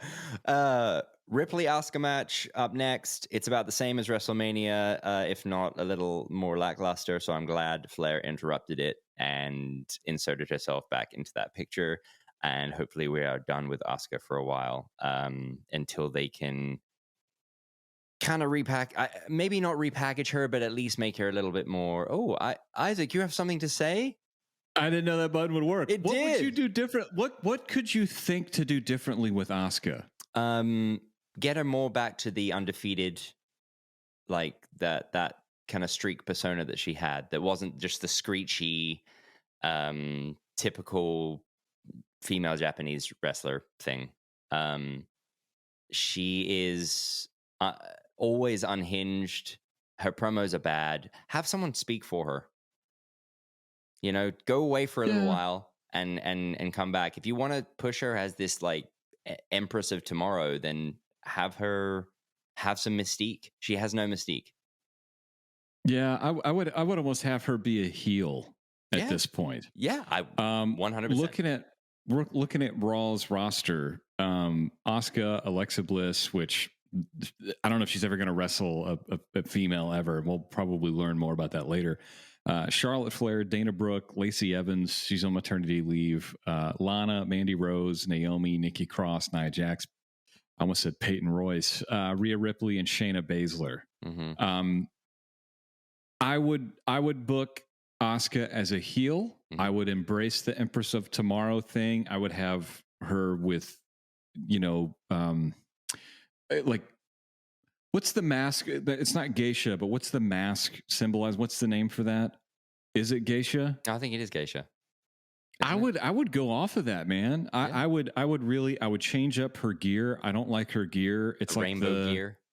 Not necessarily the rainbow gear, but just like I'm okay with the multicolored aspect of it, because I think a lot of people just do the Steve Austin thing and wear black trunks and black boots and stomp a mud hole. But I would really love to see her as an unstoppable, dominant heel, even though she's not as tall as Rhea, or maybe she is. I don't know. She just it doesn't feel like that. I would have her lose the green goopy makeup stuff. If you're not spitting that out, why is it on your face? Yep. Kind of thing.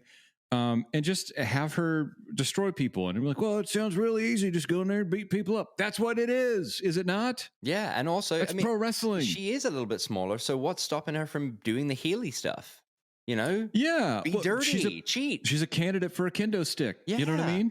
Yeah, 100%. I would be into, and we wouldn't have to hear see this crazy dancing and the yelling. The yelling just stop. Just please just stop. I mean, have her beat somebody up that can talk. That she doesn't need to talk. So all of her opponents need to be people that can that you can empathize with on a very real level. No matter if you're a girl, no matter if you're a guy, somebody that's not necessarily harassing you or bullying you, but you just can't get the win over. Yeah. Right. Sure. And I think Dana Brooke would be a perfect candidate for somebody that you could elevate with Asuka being such a dominant heel. And I think that's missing a lot in general in wrestling, but that's more on that at 11. Speaking of Dana Brooke, moving on to the next segment, the beach Barbie blondes backstage tried to act tough by pushing Nia Jax down. It was terrible. They hung around too long after Nia Jax hit the floor. It looked awkward. There's nothing that they can do that's going to make this tag team look good. I'm sorry. That's just my personal take. And I don't want to spend too much time because there's so much stuff to go through. We're immediately transported to Alexa Bliss's playground. She took 5 minutes of terrible dialogue to tell us that she doesn't need the Fiend, apparently. Cool. Intros us to another puppet called Lily, I think it was. I'm at the end of my rope. So what does this mean? It means that the Fiend is gonna be fighting Alexa Bliss, or is this a Fiend for the women's division? Like, what does that mean? I don't know. I don't care. Was the like the black coming out of her head at WrestleMania, was that explained? Nope. Nothing? Okay, got it. Well, it wasn't explained. Yeah. It was just that she didn't need the Fiend anymore. That she had her own powers. So the Undertaker's kryptonite was the urn that had green smoke. The Fiend's kryptonite is basically a quart of Valvoline. Apparently. Yeah. Yep. Very good. Now we know. Very good. Castrol G30. Yeah. Castrol GTX. I thought that was a sponsor for WWE too at one point. I just remember seeing a bunch of pay-per-views. Yeah, there you go. That and Stridex. Maybe it's coming back. I hope so. That would be the perfect thing. God. But in between WCW, man, what their commercial breaks had Maya Angelou reading Pennzoil quotes, right? You could come back. Seriously, that was the thing. This main event at WrestleMania is brought to you by Snickers. Let's put Snickers everywhere. Yeah. Great. That was anyway. Sorry, Leigh. Continue. No, don't be sorry. Anything that stops me talking about it. It's giving me a stomach ache. The after that, we had Ms. TV. Maurice looks great. I just want to say she looks fantastic. I always liked her character, even though she wasn't around for too long. She was a good heel. Yes, I liked her in that kind of divas period. I put here, I'm starting to zone out. This is when I really am starting to zone out during the show. I'm just getting like bored. middle of second hour. Yeah. I don't know, because it all starts to blend together. Anyway, Damian Priest, who I think we're all a fan of, or at least we all want to be a fan of, interrupts them. There's an impromptu handicap match between Priest and Miz and Morrison. Why are they booking Morrison like this? Like, he's legit. Like, why is they're booking him weaker than Miz? Yeah. That's weird to me, but they continue to do it into their new season. The finish came with Priest accidentally ripping Miz's pants. Then there's a distraction from Maurice. It's basically 3-on-1, and then Miz rolls up Priest. I saw some backlash online about them burying Priest. I'm like, firstly, that's not a bury at all. Like, no one got a clean win over him, and it took 3 of them to do it. So, no, that's not a bury at all. It's a way to continue this. It's fine. It's not the worst thing that happened on the show. So, whatever. You know, and I don't think you can bury somebody when you're working with the talent like the Miz. No, it's only going to elevate you. To get through a program with the Miz, and that goes back to WrestleMania with Bad Bunny. You put an entertainer in the ring with one of your best workers. I have been here for 12 years guy. Yeah. Kudos. And I'm with you on the Morrison thing. You're right. He is super legit. He's done a lot more outside of WWE than he has done in WWE. Maybe that's the reason that they're kind of reining that in. Pardon the pun. I mean, I think he needs to lose the kind of acid rocker, gimmick, and just be a badass martial artist. Yeah, the parkour thing. Like he looks like he was chiseled out of stone. He looks tough. He is tough. Like, just let him be tough. Yeah. Yep. It's not hard, but they get it wrong. Like everything else. Just for expedience sake, I skipped over Blonde Bimbos versus Jackson Baszler because no one is going to think that's going to be any good.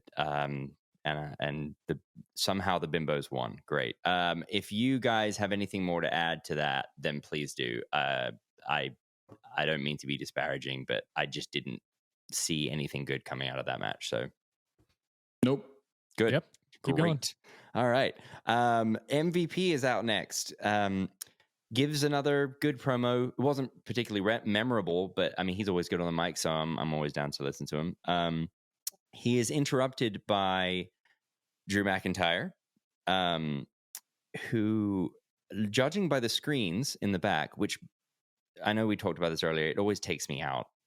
Unfortunately, I just can't wait till we can just get some fans back on a full-time basis. He's still over. Did you notice that? Did you notice that every screen in the back, everyone's going nuts when he came out? Which for Drew? For Drew. Okay. I'm starting to think that the Thunderdome footage that's used is essentially stock footage that WWE uses and they've captured. You know what I mean? Because it's to me the Thunderdome is basically a laugh track. It's basically a cheering track. Like I'm not gonna be surprised if they see me jamming out to, like a Corday mixtape, and I'm like, apparently I'm cheering for Drew McIntyre. It's creepy. I've heard Stephanie McMahon talk about it, that it's, revolutionary and that they've invested heavily in an interactive experience. And Paul Levesque has talked about it, but to me, it's just like creepy. Like 1984, literally your hat. It is. Yeah, it is. There's no two ways about it. It's weird, and we just want real fans back. No, the main point is that if you've managed to get into the Thunderdome.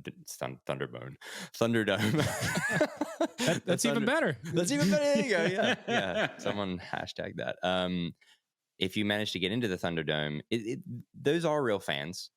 Sure, maybe not all of them are, but there are there. But I'm just amazed that Drew is still getting cheered because they haven't done anything new. He's out again for the same, and it's the same storyline.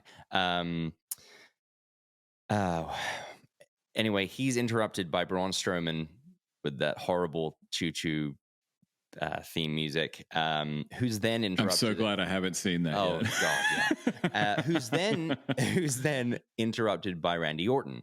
And very quickly, a triple threat is announced for later that night as the main event. I put a side note. I'm going to agree with JR here. I am really glad that Orton is out of the whole Fiend stuff, because whether you guys agree with me or not, I really don't care. At 40, he's the best in the world. And he elevates anyone that he wrestles. And he needs to be wrestling, not doing supernatural crap. So fair. I'm over the Fiend already after whatever that could have been so cool. Yes. It could have really, because we haven't seen a whole lot of Bray lately. And it's, for the most part, it's been mainly Alexa kind of feeding that storyline. Yeah.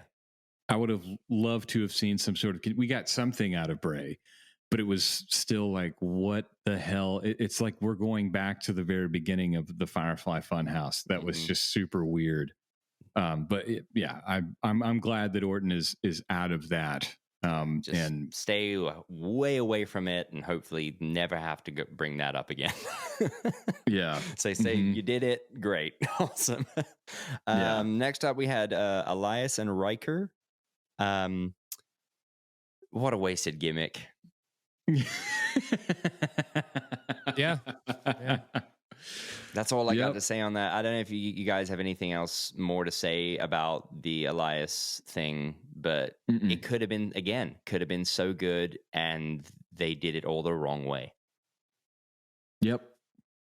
Seems legit. Yep.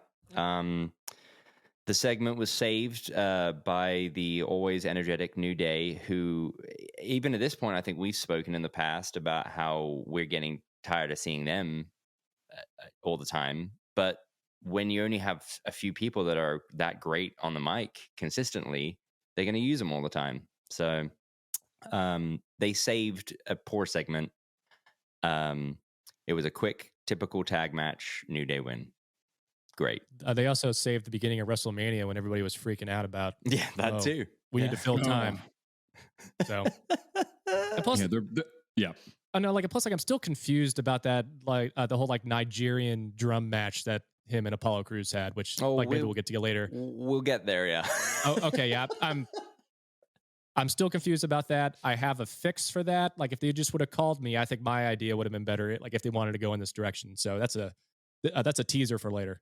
Just letting you guys know. When we get there, then, because that was a very short segment later. That's when we get to SmackDown, which was at least a better show. We'll get there. Speaking of Firefly Funhouse, I want to read you exactly what I wrote here. Wyatt does another crazy Easter egg-filled secret-coded promo that no one will understand, maybe ever. Goodbye. Like, would it be better if I was on some LSD during this? Yes. That's right. I don't know. I'll report back. Another week. I'll report back. That could be so cool, man. I know. I think that's the one thing that we're not missing it. It's just something that we could be adding to the product offering in WWE, is to have a true villain. Somebody that doesn't care to watch the world burn, that doesn't care to backstab people. I would love, but maybe that's going to turn into, hear me out, a feud between Alexa Bliss and Bray Wyatt. I'm okay. Just somebody to destroy somebody and move on. Let's just end it. I need something to close that out. I think that's the worst part, though, is that it doesn't matter how bad it is the worst part. I don't know how bad this. It doesn't matter how bad this is going to get. I'm still going to watch it, which is, I feel so ashamed and dirty to say that, and I'm still going to watch it. It's SNL. It's every SNL sketch. Yes. It's a really great premise, but there's no way to get out of it. Absolutely no way. Massive head wound Harry. Yeah. He just lays down on the sofa and gets the sofa bloody. That's the end of the sketch. Bray Wyatt destroys Alexa Bliss. Yeah, exactly. Bray Wyatt has everything. A mask, striped tights, wrapped up like King Tutankhamun after he got killed by the other Egyptians. Razor burn edges. Oh my God. What are razor burn edges? It's that thing where, I can't do Stefan. God, what a great segment. It's so good, but sorry. we have a lot of tangents, people. Just listen, I'm going to be the first person, I will admit, as a lifelong wrestling fan, they captured perfectly the feeling of being a fan when they debuted The Fiend. I got chills listening to that music and looking at that severed Bray Wyatt, like swamp Bray Wyatt head, and watching that slow walk. I got chills. I was like, oh my God, they've done something awesome. For once, they've done something awesome, and they've created a character like the debut of Kane, and how they've just gone so wrong with. I just don't. Anyway. Maybe it's a long play. We'll find out. I'm not seeing it. Yeah. Usually. Well, what's the success rate, right? Kane, how long did it take Kane to get over? Not very long. Not long he came out and ripped the door off Hell in a Cell. Yeah, about 10 minutes. Yeah. And Bray is over. He was the Universal Champion and had his own Universal title belt, right? Yeah. I wonder how many of those they sold. Yeah. Right. I'm sure that there's a lot that they're realizing that they can get away with and still move product. Right. Sure. Just because Dunkin' Donuts doesn't need to make a home donut kit. They're just going to sell the coffee. You're right. To me, it's just kind of like, I think they're going to keep towing this line with Bray Wyatt and kind of dipping their toes into like, hey, this is getting a little intense. No, we're gonna bring it right back, because if we go too far, we're gonna do what AEW does every week and just hotshot everything. Yeah. So I'm okay with the slow burn, because I'm with all three of us here. We all kind of see like what could happen. It's just I think they're really focused on the longevity of this character, and over time, over 5 years, this would be like, holy crap, what a run. But maybe they're just taking their time on it. Maybe they're screwing it up. I don't know. Yeah. Okay. All right. Fair enough. Well, we're on to our main event. It felt like a really long show, as it usually does. We have Drew McIntyre versus Randy Orton versus Braun Strowman. I said it's good to see some big ass dudes just go to battle. It wasn't a long match, which is great. The pacing actually seemed good for a triple threat match. I said good match, but why did they have Drew McIntyre win again? Like rest him for a bit. Like, let me ask you something. Yeah. How did he win? Just he won clean, like with a. Did he claim? Who did he pin? Was it Strowman? God, I don't even remember now. Sorry. Well, yeah, no. So why did they make him win again? Right? Was your question? I'm just trying to figure out who did he pin and where would they work that towards? Is it going to be Strowman and Drew McIntyre? Is it going to be Randy Orton and Drew McIntyre? Either of those options would be great. I don't know. No. Strowman This was for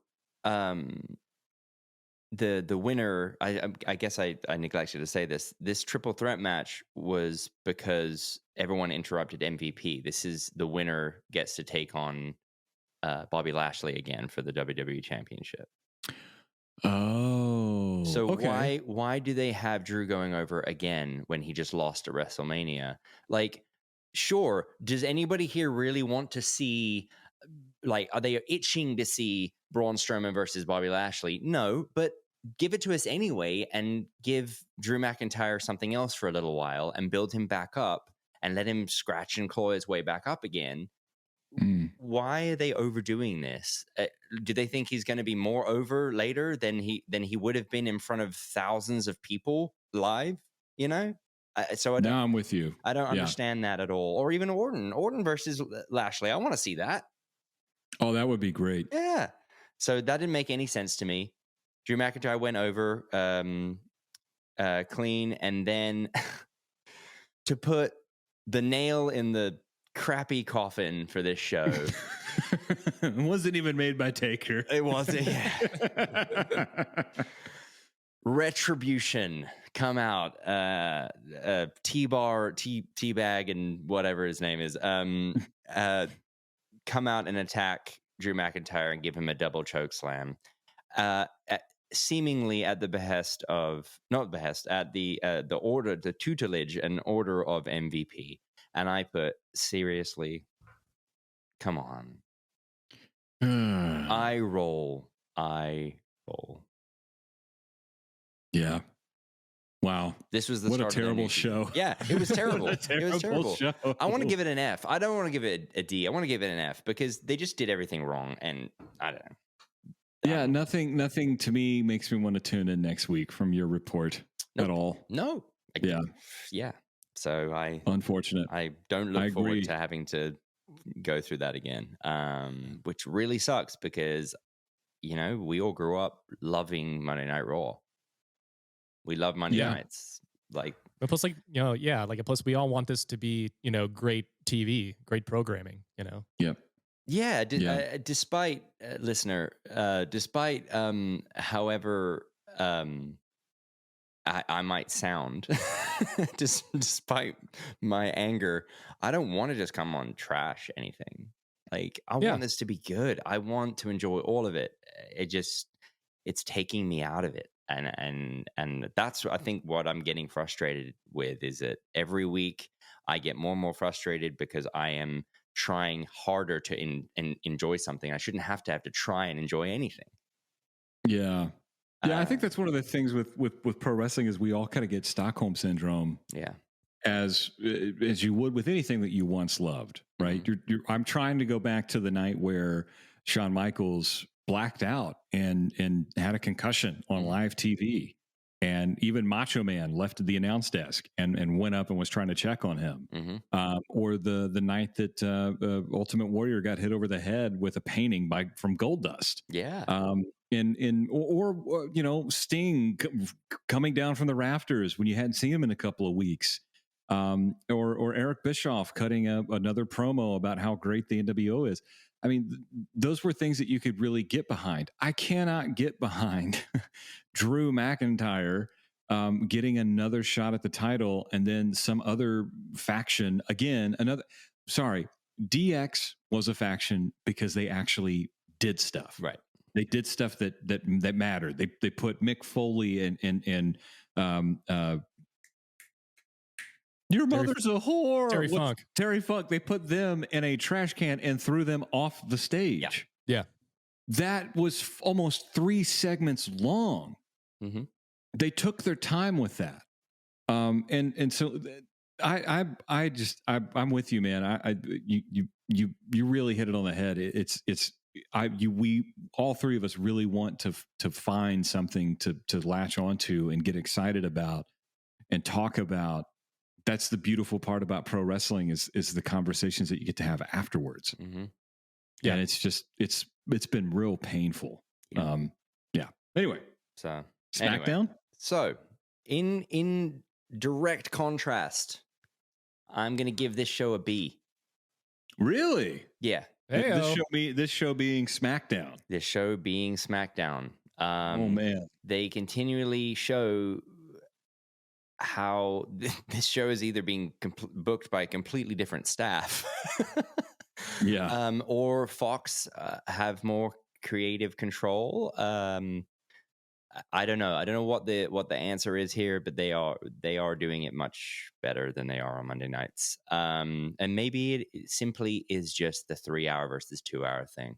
And since they went to 3 hours, it's just steadily gone down on Raw. So anyway,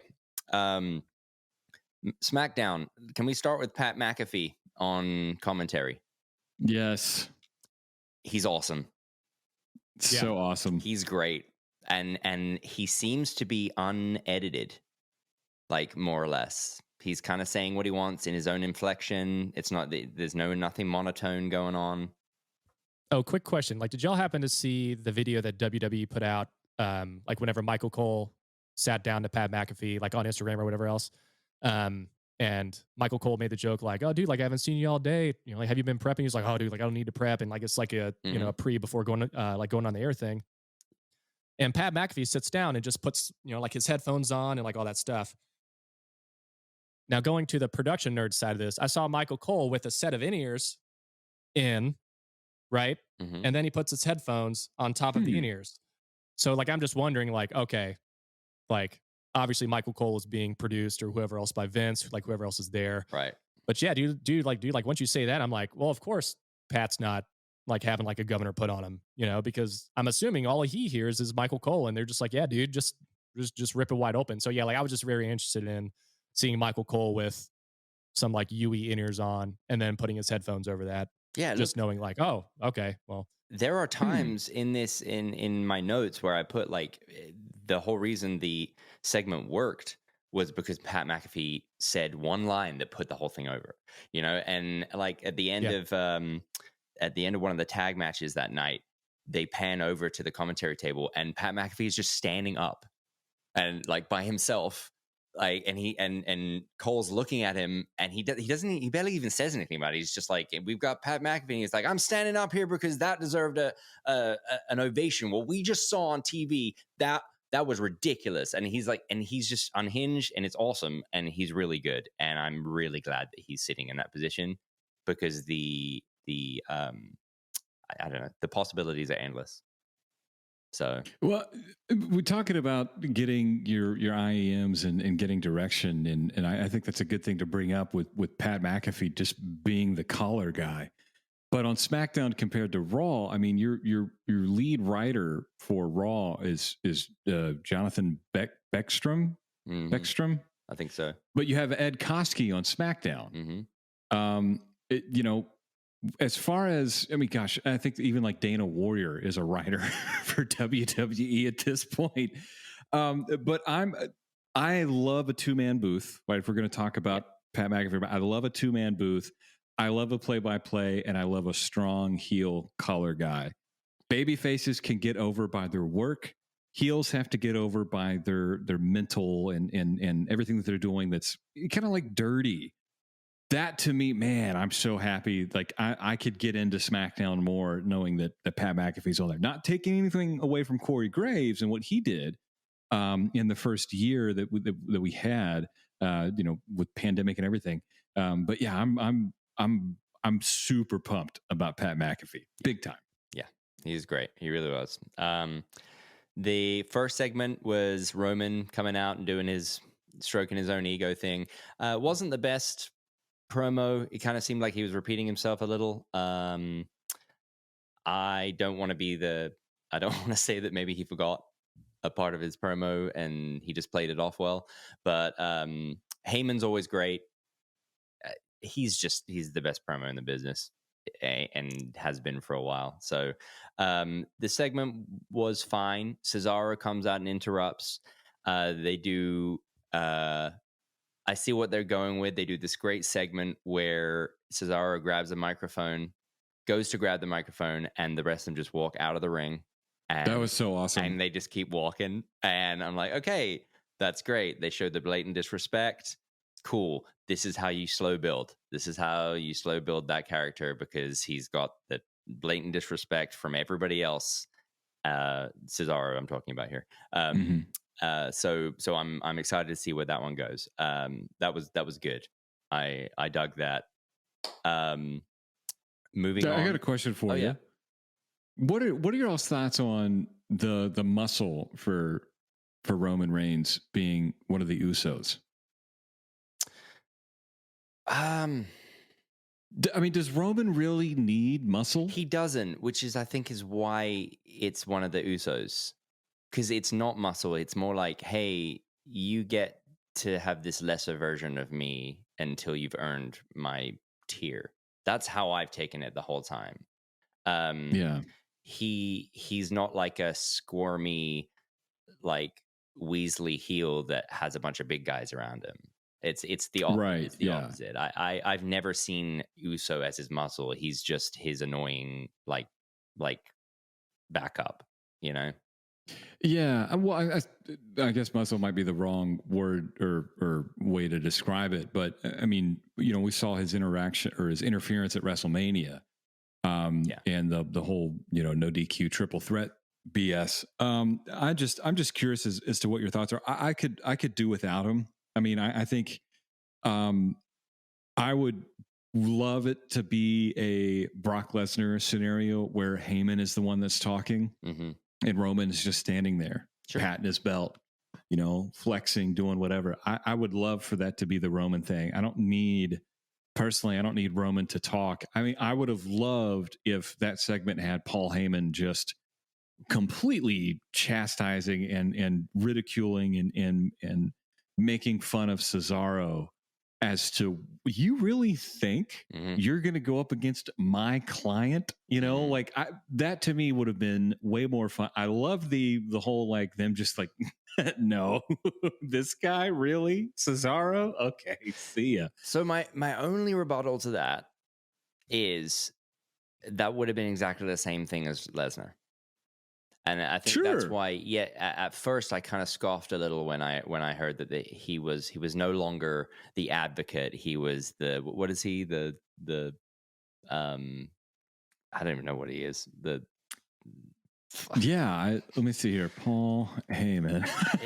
What is he calling himself to Roman Reigns? He's his associate or something? Yeah, like something like that. Yeah.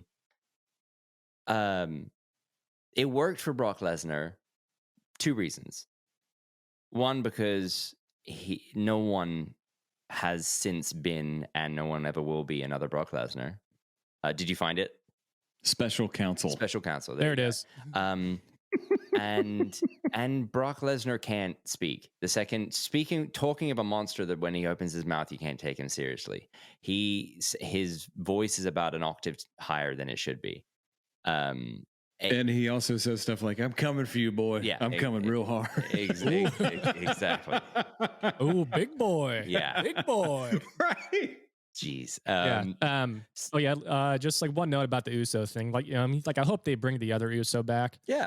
And like, this is my fantasy booking thing, you know, just to be like, okay, you know, like if we talk about something, you know, like I kind of want to have a solution to it. It's like, bring the other Uso back to come into the whole thing with Roman, and then like have that one actually win matches, and, you know, have Roman pick him as the favorite one. And then like eventually down the line, it's like you have the 2 Usos, and then maybe, you know, if you want to be just really squirrely about it, you know, break the Usos apart, then have the other one bring back Brock Lesnar for WrestleMania. And then, but that may sound really stupid, but in my mind, I'm like, yeah, just maybe bring one Uso back to begin with and have him actually win and earn like Roman's trust. And then Roman's like, oh, that's my favorite one. You know, like your favorite, you know, child. Each other.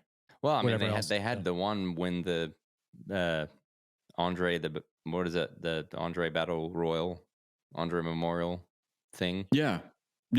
Jay won that.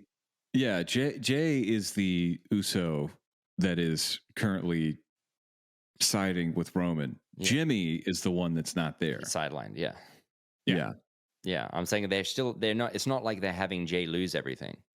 Like, he's been winning. I mean, right before WrestleMania, he won that on Andre that's true. Memorial. Yeah. Like, he is. Yeah. I mean, I would like to see it. I want to see like a bloodline thing because they've teased it for so long. I just want to see it, even if it's for fucking 2 weeks. Sorry, again, you're gonna have to bleep that out.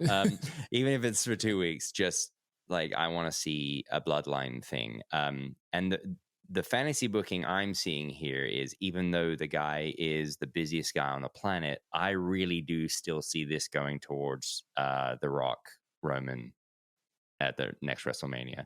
And especially after hearing Heyman's promo on his promise. He said, what did he said? His spoiler. It's a spoiler that Roman will be the WWE champion going into WrestleMania 38 next year. That's where I want to see this go. I want this to be about the Samoan bloodline. I want this to be about family feud. That's what I want. I don't want to see Brock Lesnar versus. I don't know. I'd watch that at SummerSlam, but I'm with you. I think the only person that could get The Rock to come back and it really mean something would be the Uso. Would be Roman. And what would be interesting to me is like, well, how do you like? And this is something for like way later if it ever becomes a reality. But how do you get there? Yeah, Well, the head of the table. Well, of course, the head of the table, but like, look, you got to say some pretty gnarly stuff to get The Rock to come back. You know what I mean? For it to be that big of a marquee match, like that's the thing that I would be most interested in, and hopefully they don't hotshot it like they did half of the WrestleMania card this year, where it all kind of got announced 2 weeks before, the week before. Yeah. I would, from SummerSlam, like if Rock showed up at SummerSlam, because I think that's the next big event that WWE is going to have, where they're like, we're going to have fans for sure. It's going to be SummerSlam. But what they also said?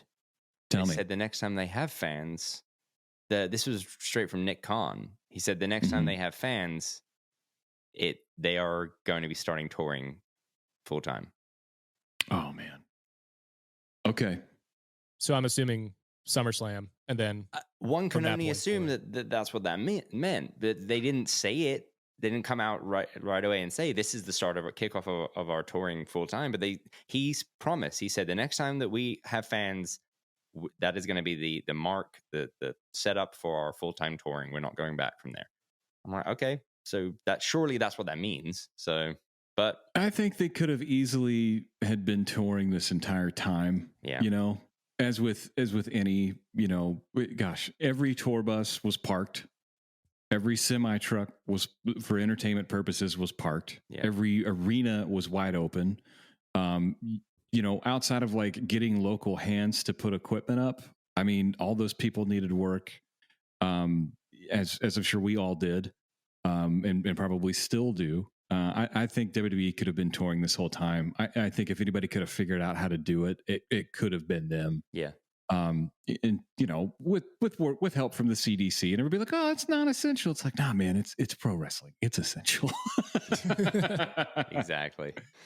Anyway, all right. So moving on from this segment, next up we had the Mysterios, or I should say just Rey Mysterio versus Otis with old Shorty G in his corner. Oh my gosh. Yeah, I know. I'm glad that at least they're not calling him that anymore. The match was fine. It didn't offend me. I had nothing against it. It was a good segment filler. They're obviously setting up that the Mysterios, the father and son, want the tag team championships. That's what they want. So they're building them as a tag team, which is good. I think that's the only way that you're really going to knock that green dust off of Dominic. Even though I still personally feel that it's way too early to push him as an actual full-time superstar. He needs to put on some muscle. He looks gaunt. I think he needs to put a mask on. That would be awesome too. I would love for him to put a mask on and then turn heel. But what if that's him the and plan? his dad? What if that's the plan?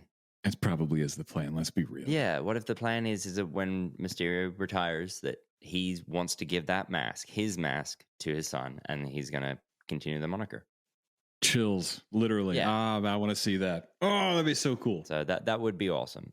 So anyway, so that'll be in about 10 years. In about 10 years, yeah. Exactly. Cool. Okay, when we're still sitting around talking about wrestling on our podcast, it's gonna be great. Yeah, man. So Mysterio wins with a diving roll up, kind of like half a sunset flip into a roll up, where he uses Otis's momentum against him. Which I thought was the most clever way for a guy of Mysterio's size to win against Otis, and not just a power move. I liked that personally. What do you guys think? Dude, that's like the veteran in Mysterio, man. Yep. He knows, he's got great ring awareness. I mean, that's definitely a believable finish. Kudos to Bruce. Yep. There you go. Kudos to Bruce. There you go. Yeah, man. We have this is where this solidified the Heyman spot in the back, where he was doing his promo. I just love his promos when he starts talking about the rain delay at WrestleMania being tears of angels. Like, this guy is he's on his own level, and I love it. I love him. He makes my skin crawl in the best way, and he's just the best. Yeah. Any arguments? Nope. Nope. Okay, cool. So when I said earlier that Pat McAfee was selling certain things to me, sometimes with just a simple line, the Sammy and KO match, Kyle, I discussed this match before in privately, where basically I said I wasn't a huge match because it didn't do anything for me. I wasn't invested in it. They did a bunch of painful looking stuff to each other, which is what they always do. But that being said, after this match, Pat sold it for me. And he said, it was some real quick line, and said, matches just aren't enough for Sami Zayn and Kevin Owens. They have to really hurt each other. This will never be enough for them. Which is why, and I was instantly brought in, and I was like, you know what? You're right. That's what these two are. I didn't get that before it was explained to me on commentary, and maybe that's what I was missing the entire time. Is someone telling the story alongside their matches. Because without context, it means nothing to me. So suddenly I felt a little tug. I was like, oh, okay, maybe I will tune in and see this blood feud next week. So I got brought into it, but I do know, I mean, Ike, you've always been super high on both of them. So I'm sure that you loved this whole segment. I'm out of all the people in the world, Kevin Owens, Sami Zayn, literally fight forever. Yeah. Like, I'm fine with it. Bring it on. That's where it should come. That's where it came from, right? Yeah. Yeah. Because it's they both just complement each other so well. And I'm probably going to get a heat for this, but they're the new Brett and Sean. Yeah. I'm excited to see. I wanted to get a little bit more real. Yeah. You know, outside of just win-loss, I want to see like I maybe bring in something a little bit more like family. Yeah. Right. Maybe up the ante. Maybe, you know, get money involved. Like something that, like I said earlier, that's something that we can relate to. Yeah. Yeah. Anyway. Cool. I won't spend too much time on that. It was a good segment. They put on good matches always. So yeah. So there you go. But yeah, just one last thing to add. Like that makes you wish that Pat McAfee was at WrestleMania calling that match. 100%. Yeah. Yeah, they missed out. I know Vic Joseph got cut the day of. I wish that they could have used, you know, Pat and kind of introduced him maybe into one match. Yeah. Yeah, that would have been dope. Yeah. Who else would have been more prepared than the guy that doesn't need to prepare? Exactly. You're just gonna call it. Yeah. You guys call it in the ring. I call it at the table. Exactly. So we're going to move into this short little promo segment here where I want to talk to Kyle about his his better idea for the Nigerian drum match or whatever it is that they called that. Was it a match or a battle? Battle. I can't remember. I don't know. Yeah, me neither. Who knows? Apollo Crews is a cartoon character. Huh. He is. He's become a. That's it. The accent. It's off-putting to me. It didn't need to be done. It's over the top. It is. They're making him into a cartoon character. I still can't believe that they renamed Dabo Kato, who's quite obviously a South American guy, but are selling him as a Nigerian special guard, who can't fit into a jacket, which is really just weird. And but anyway, Kyle, earlier you said you had a better idea for this drum match. What would you? How would you make this better? Okay, first off, like whenever they announced this thing, I truly thought that they were going to go this direction with the match, right? So cool, like a Nigerian drum battle. Okay, great. Like in my mind, that means all right. Like if they can have like the red light during like Bray Wyatt matches or like the Fiend matches or whatever else, man, like the 4 ring posts, like put up like tiki torches or some sort of like torches to make it like just like very like African-esque, Like right? they're in the Congo. Yes, then have like actual, like have like an actual like West African like drumming group of 10 or 15 guys and gals, sorry, come down and then like while they're actually wrestling in the ring, bring down the lights, have the flames going up and like actually have like African drumming, like very, very intense African drumming going on during the match. And like whenever they go outside of the ring, like they all, like go over toward them and it's just like this big, like rhythmic, like African drumming group thing going on for 10 or 15 minutes. That's what I thought that match was going to be. Not like, oh, we're just going to. It's just a hardcore match.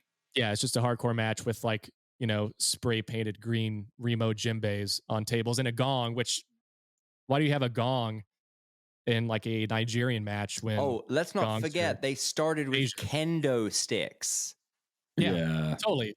So like that whole thing didn't really make a whole lot of sense to me. But yeah, dude, like I thought like, do you like bring down the lights, have flames, like, like actually pretend like you're in the jungle, like in Africa and have like this African drumming group just play like really intense, like rhythmic stuff. And, like have 10 or 15 people around and do that, cause like in my mind that works, not like, oh, drum battle. Okay. Kyle, I really hope that somebody of importance, a higher up in WWE hears this and hires you because that would have been. Off, do you think that's dumb, that would have been okay? Because like in my mind, can you visualize that or not? Yes, that would have been awesome and different, and something no one's ever seen before. I would have loved that. That would have been cool. Yeah. Okay, just making sure like I'm not like explaining it like, oh, like what the hell are you talking about? Because like in my mind it works. No, if you do it the correct way. Yeah, absolutely.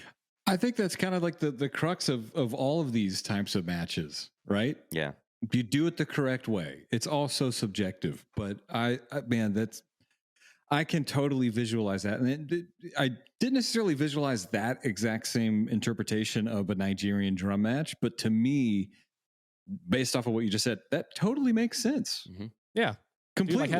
Dude, dude. I mean, like even before the 2 guys come out, seriously, just have this big pop in circumstance of like everyone in like dashikis playing African drums coming down.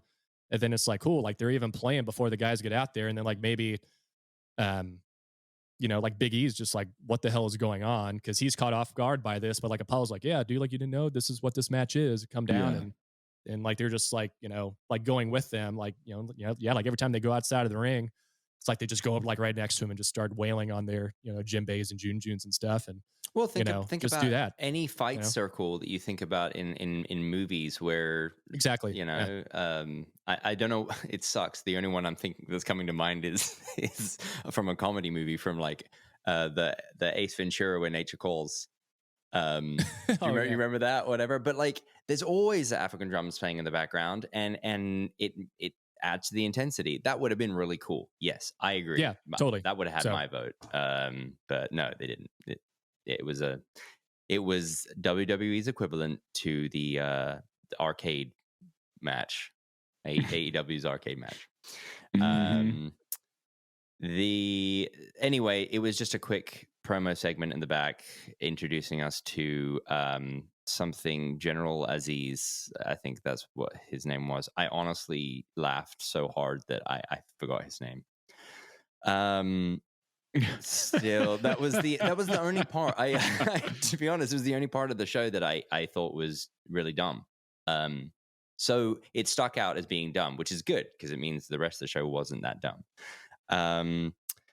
Next segment, we had Street Profits were out to intro Bianca Belair and, you know, their little trio. Obviously, I think at this point, everyone knows that Bianca Belair and Montez Ford are a couple, and they're not even hiding it on TV anymore. I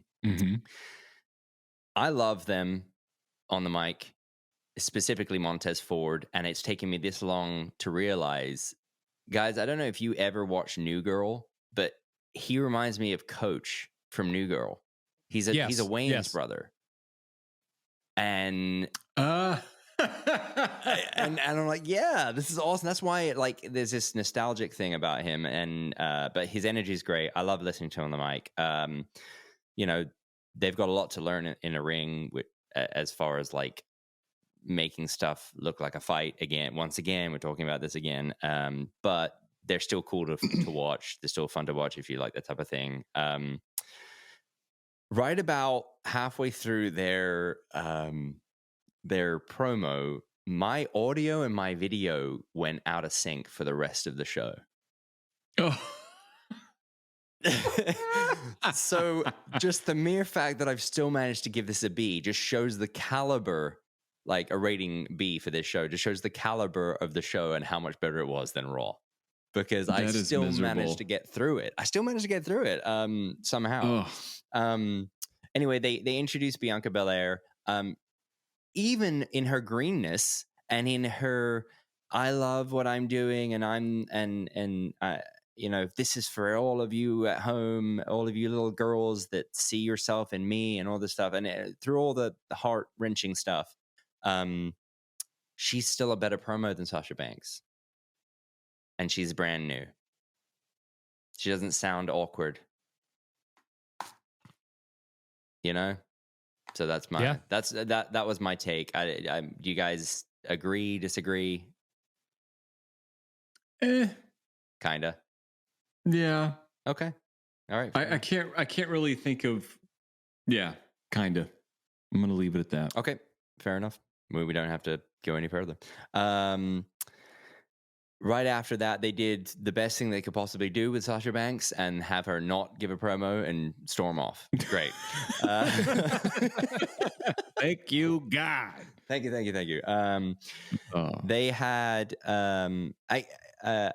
did I skip over the tag match? They had Street Profits lose to the Dirty Dogs after that in a good match. That was a good match. I just couldn't remember whether they did the cut scene to the Sasha Banks promo and then did the match, or did the match. It gets a little convoluted when they keep cutting to commercials, which I wish they wouldn't do right in the middle of promos.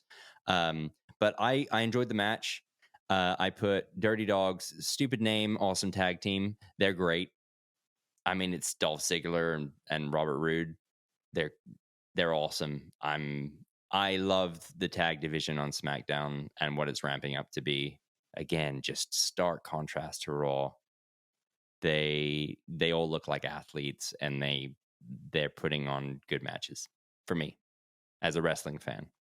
I don't know if you guys. I'm just always a big fan of Dolph Ziggler. Yeah, he's awesome. I just still can't believe he's around. Just just doing what he's always done, but never has really gotten that. You know, he is so good to me that he makes me want to watch his brother on AEW. That's how much of an impression Dolph Ziggler has on me personally. Yeah. I'm like, wow, nice. If he's that good, then I want to see what his family's like on to me, the lesser show. still, for now. Just for now. Cool. Last but not least, we have a match that was made, even though Cesaro asked for Roman Reigns that night without the title on the line. He got Jey Uso, which is his, Roman Reigns' punching bag. As you can expect, they put on a good match again. I think the point here is none of it was supposed to be spectacular. None of this show is supposed to be spectacular. It's just supposed to be enough to make you want to watch next week. Yeah. So slow build. I put good match. I loved the finish, the one arm spy buster. Working up to what you thought was going to be the finish. The one arm spine buster by Cesaro that seamlessly went into the swing. Did you guys catch that? No. It's so good. Oh. He's so good. Then the interference from Rollins. What suit was he wearing? Some cloud. It was like a black and white cloudy thing. It was weird. Okay. Hold on. Like, is his gimmick now supposed to be like, just like annoying influencer guy? Maybe. Or like, what is like Rollins' whole deal now? I don't know. You know what? Good question. That is my next question. After I put down, we go off air as Rollins is screaming to the camera. I put, what is he supposed to be now? So okay, I don't know. Do you guys have any insight into what Rollins is? I mean, he's annoying as hell, and if that's what they're trying to do, great, you've done it. But yeah, I don't know what he's supposed to be. I'm not clear either. I'm not clear either. Yeah. I just hope that he's not being interjected into the Cesaro Roman feud so that they can do another triple threat. In the long run, I just want them to slow build Cesaro Roman and give us that. Give us it at SummerSlam. 1-on-1. Let's not ruin this. Let's not do another Daniel Bryan Edge thing. Okay, that's my only thing. I'm not a huge Rollins fan. I like him in the ring, but this persona I'm not a huge fan of. But that was basically recapped SmackDown. It felt short and sweet, and it just felt like a wrestling show for the most part, with maybe a little bit of silliness, and that's about it.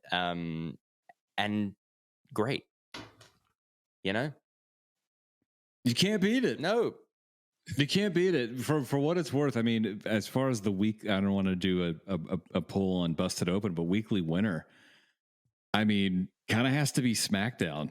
Yeah, we had a lot of great moments from NXT UK, AEW had Mike Tyson. But at the end of the day, it wasn't really the best show of the week. I don't know. I mean, kind of an week all around. Why don't we do this? Why don't we rate them? Okay. All 5 shows. Do you want to do Elevation too? But no, I feel like that's not fair because that's always going to be the lowest. So, yes. Let's do by default. Yes. Nothing's going to happen. Like, here's the thing with Elevation and Dark, to where I almost feel like we should omit those.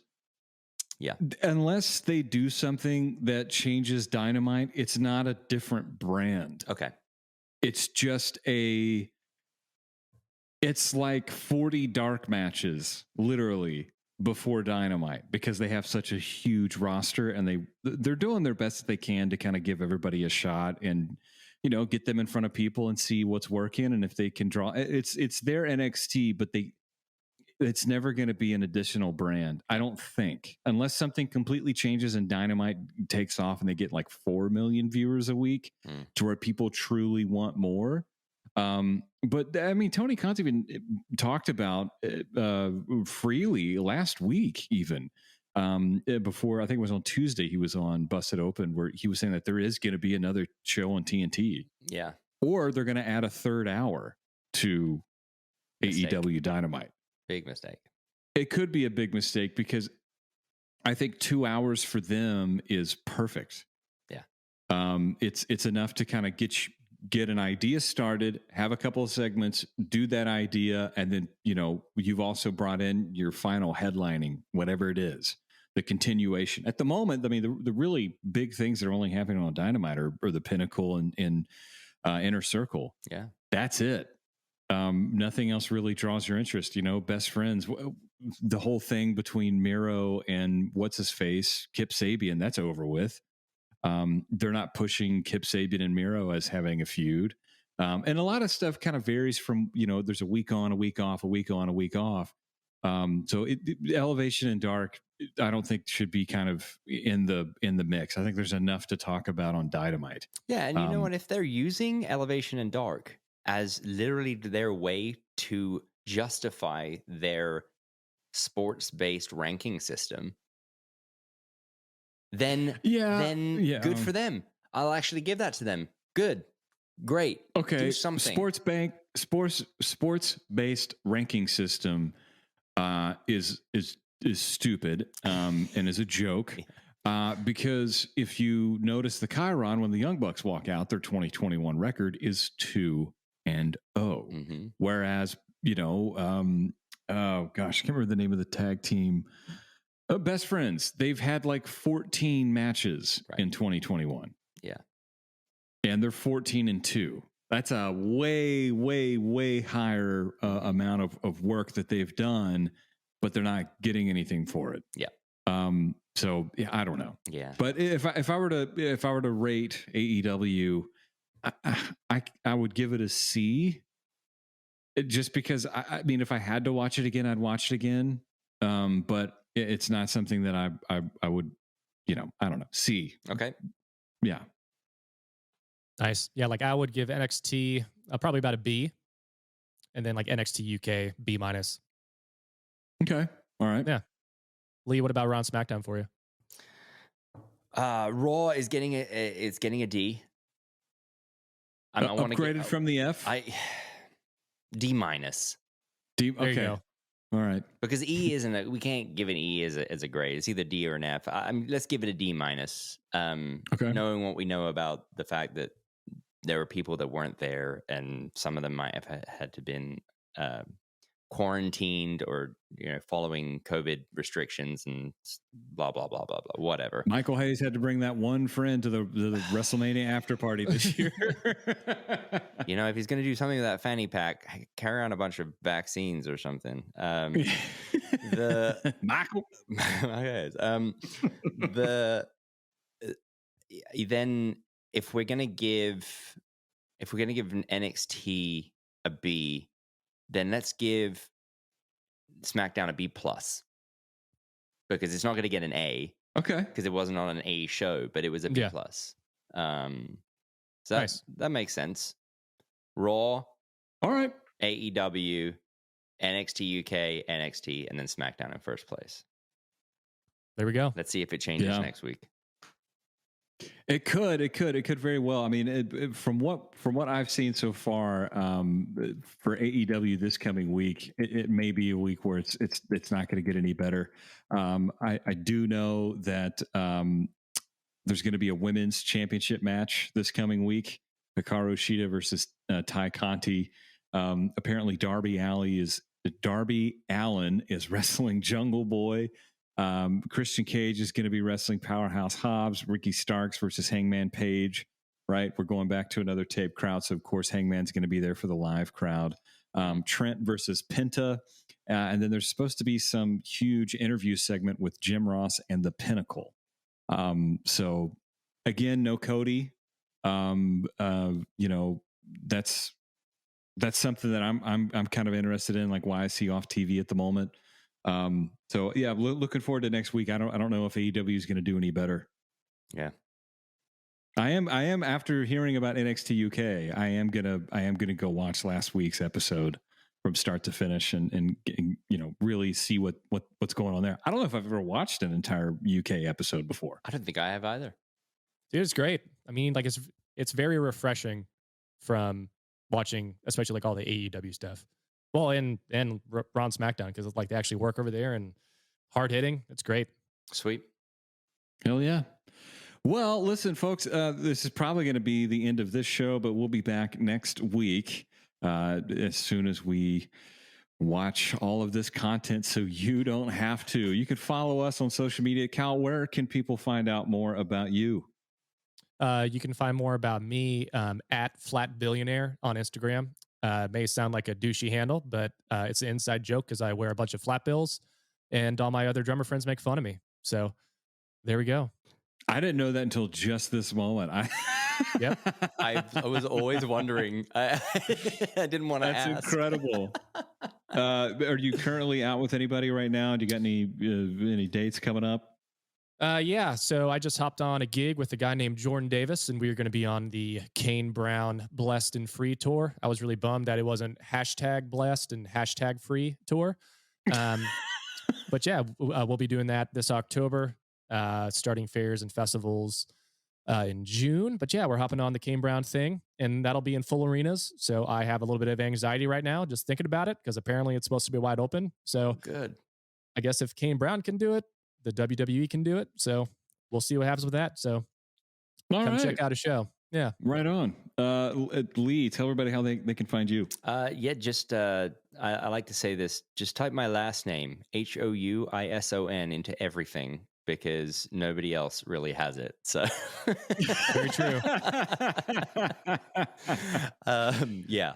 I'm pretty much doing lots of online events with a company called Song Division that you can look up as well. If any of you out there have corporate functions that you'd like to see my stupid face all over, you can hire me for that. If not, I'll see you on the road too. Hell yeah. Sweet. Isaac, what about you, man? Yeah, you can find me, Isaac Wriston. You can throw that in your Google machine. I'm mainly active on Instagram at Isaac Wriston. Yeah, just playing bass and for everybody. not trying to go on the road unless it's Jay-Z. So anyway, folks, we hope you had a great time. You can follow the pod at Trolling Podcast everywhere. Well, we've got the same name, Trolling Podcast. TrollingTheTerritory.com is going to be up pretty soon.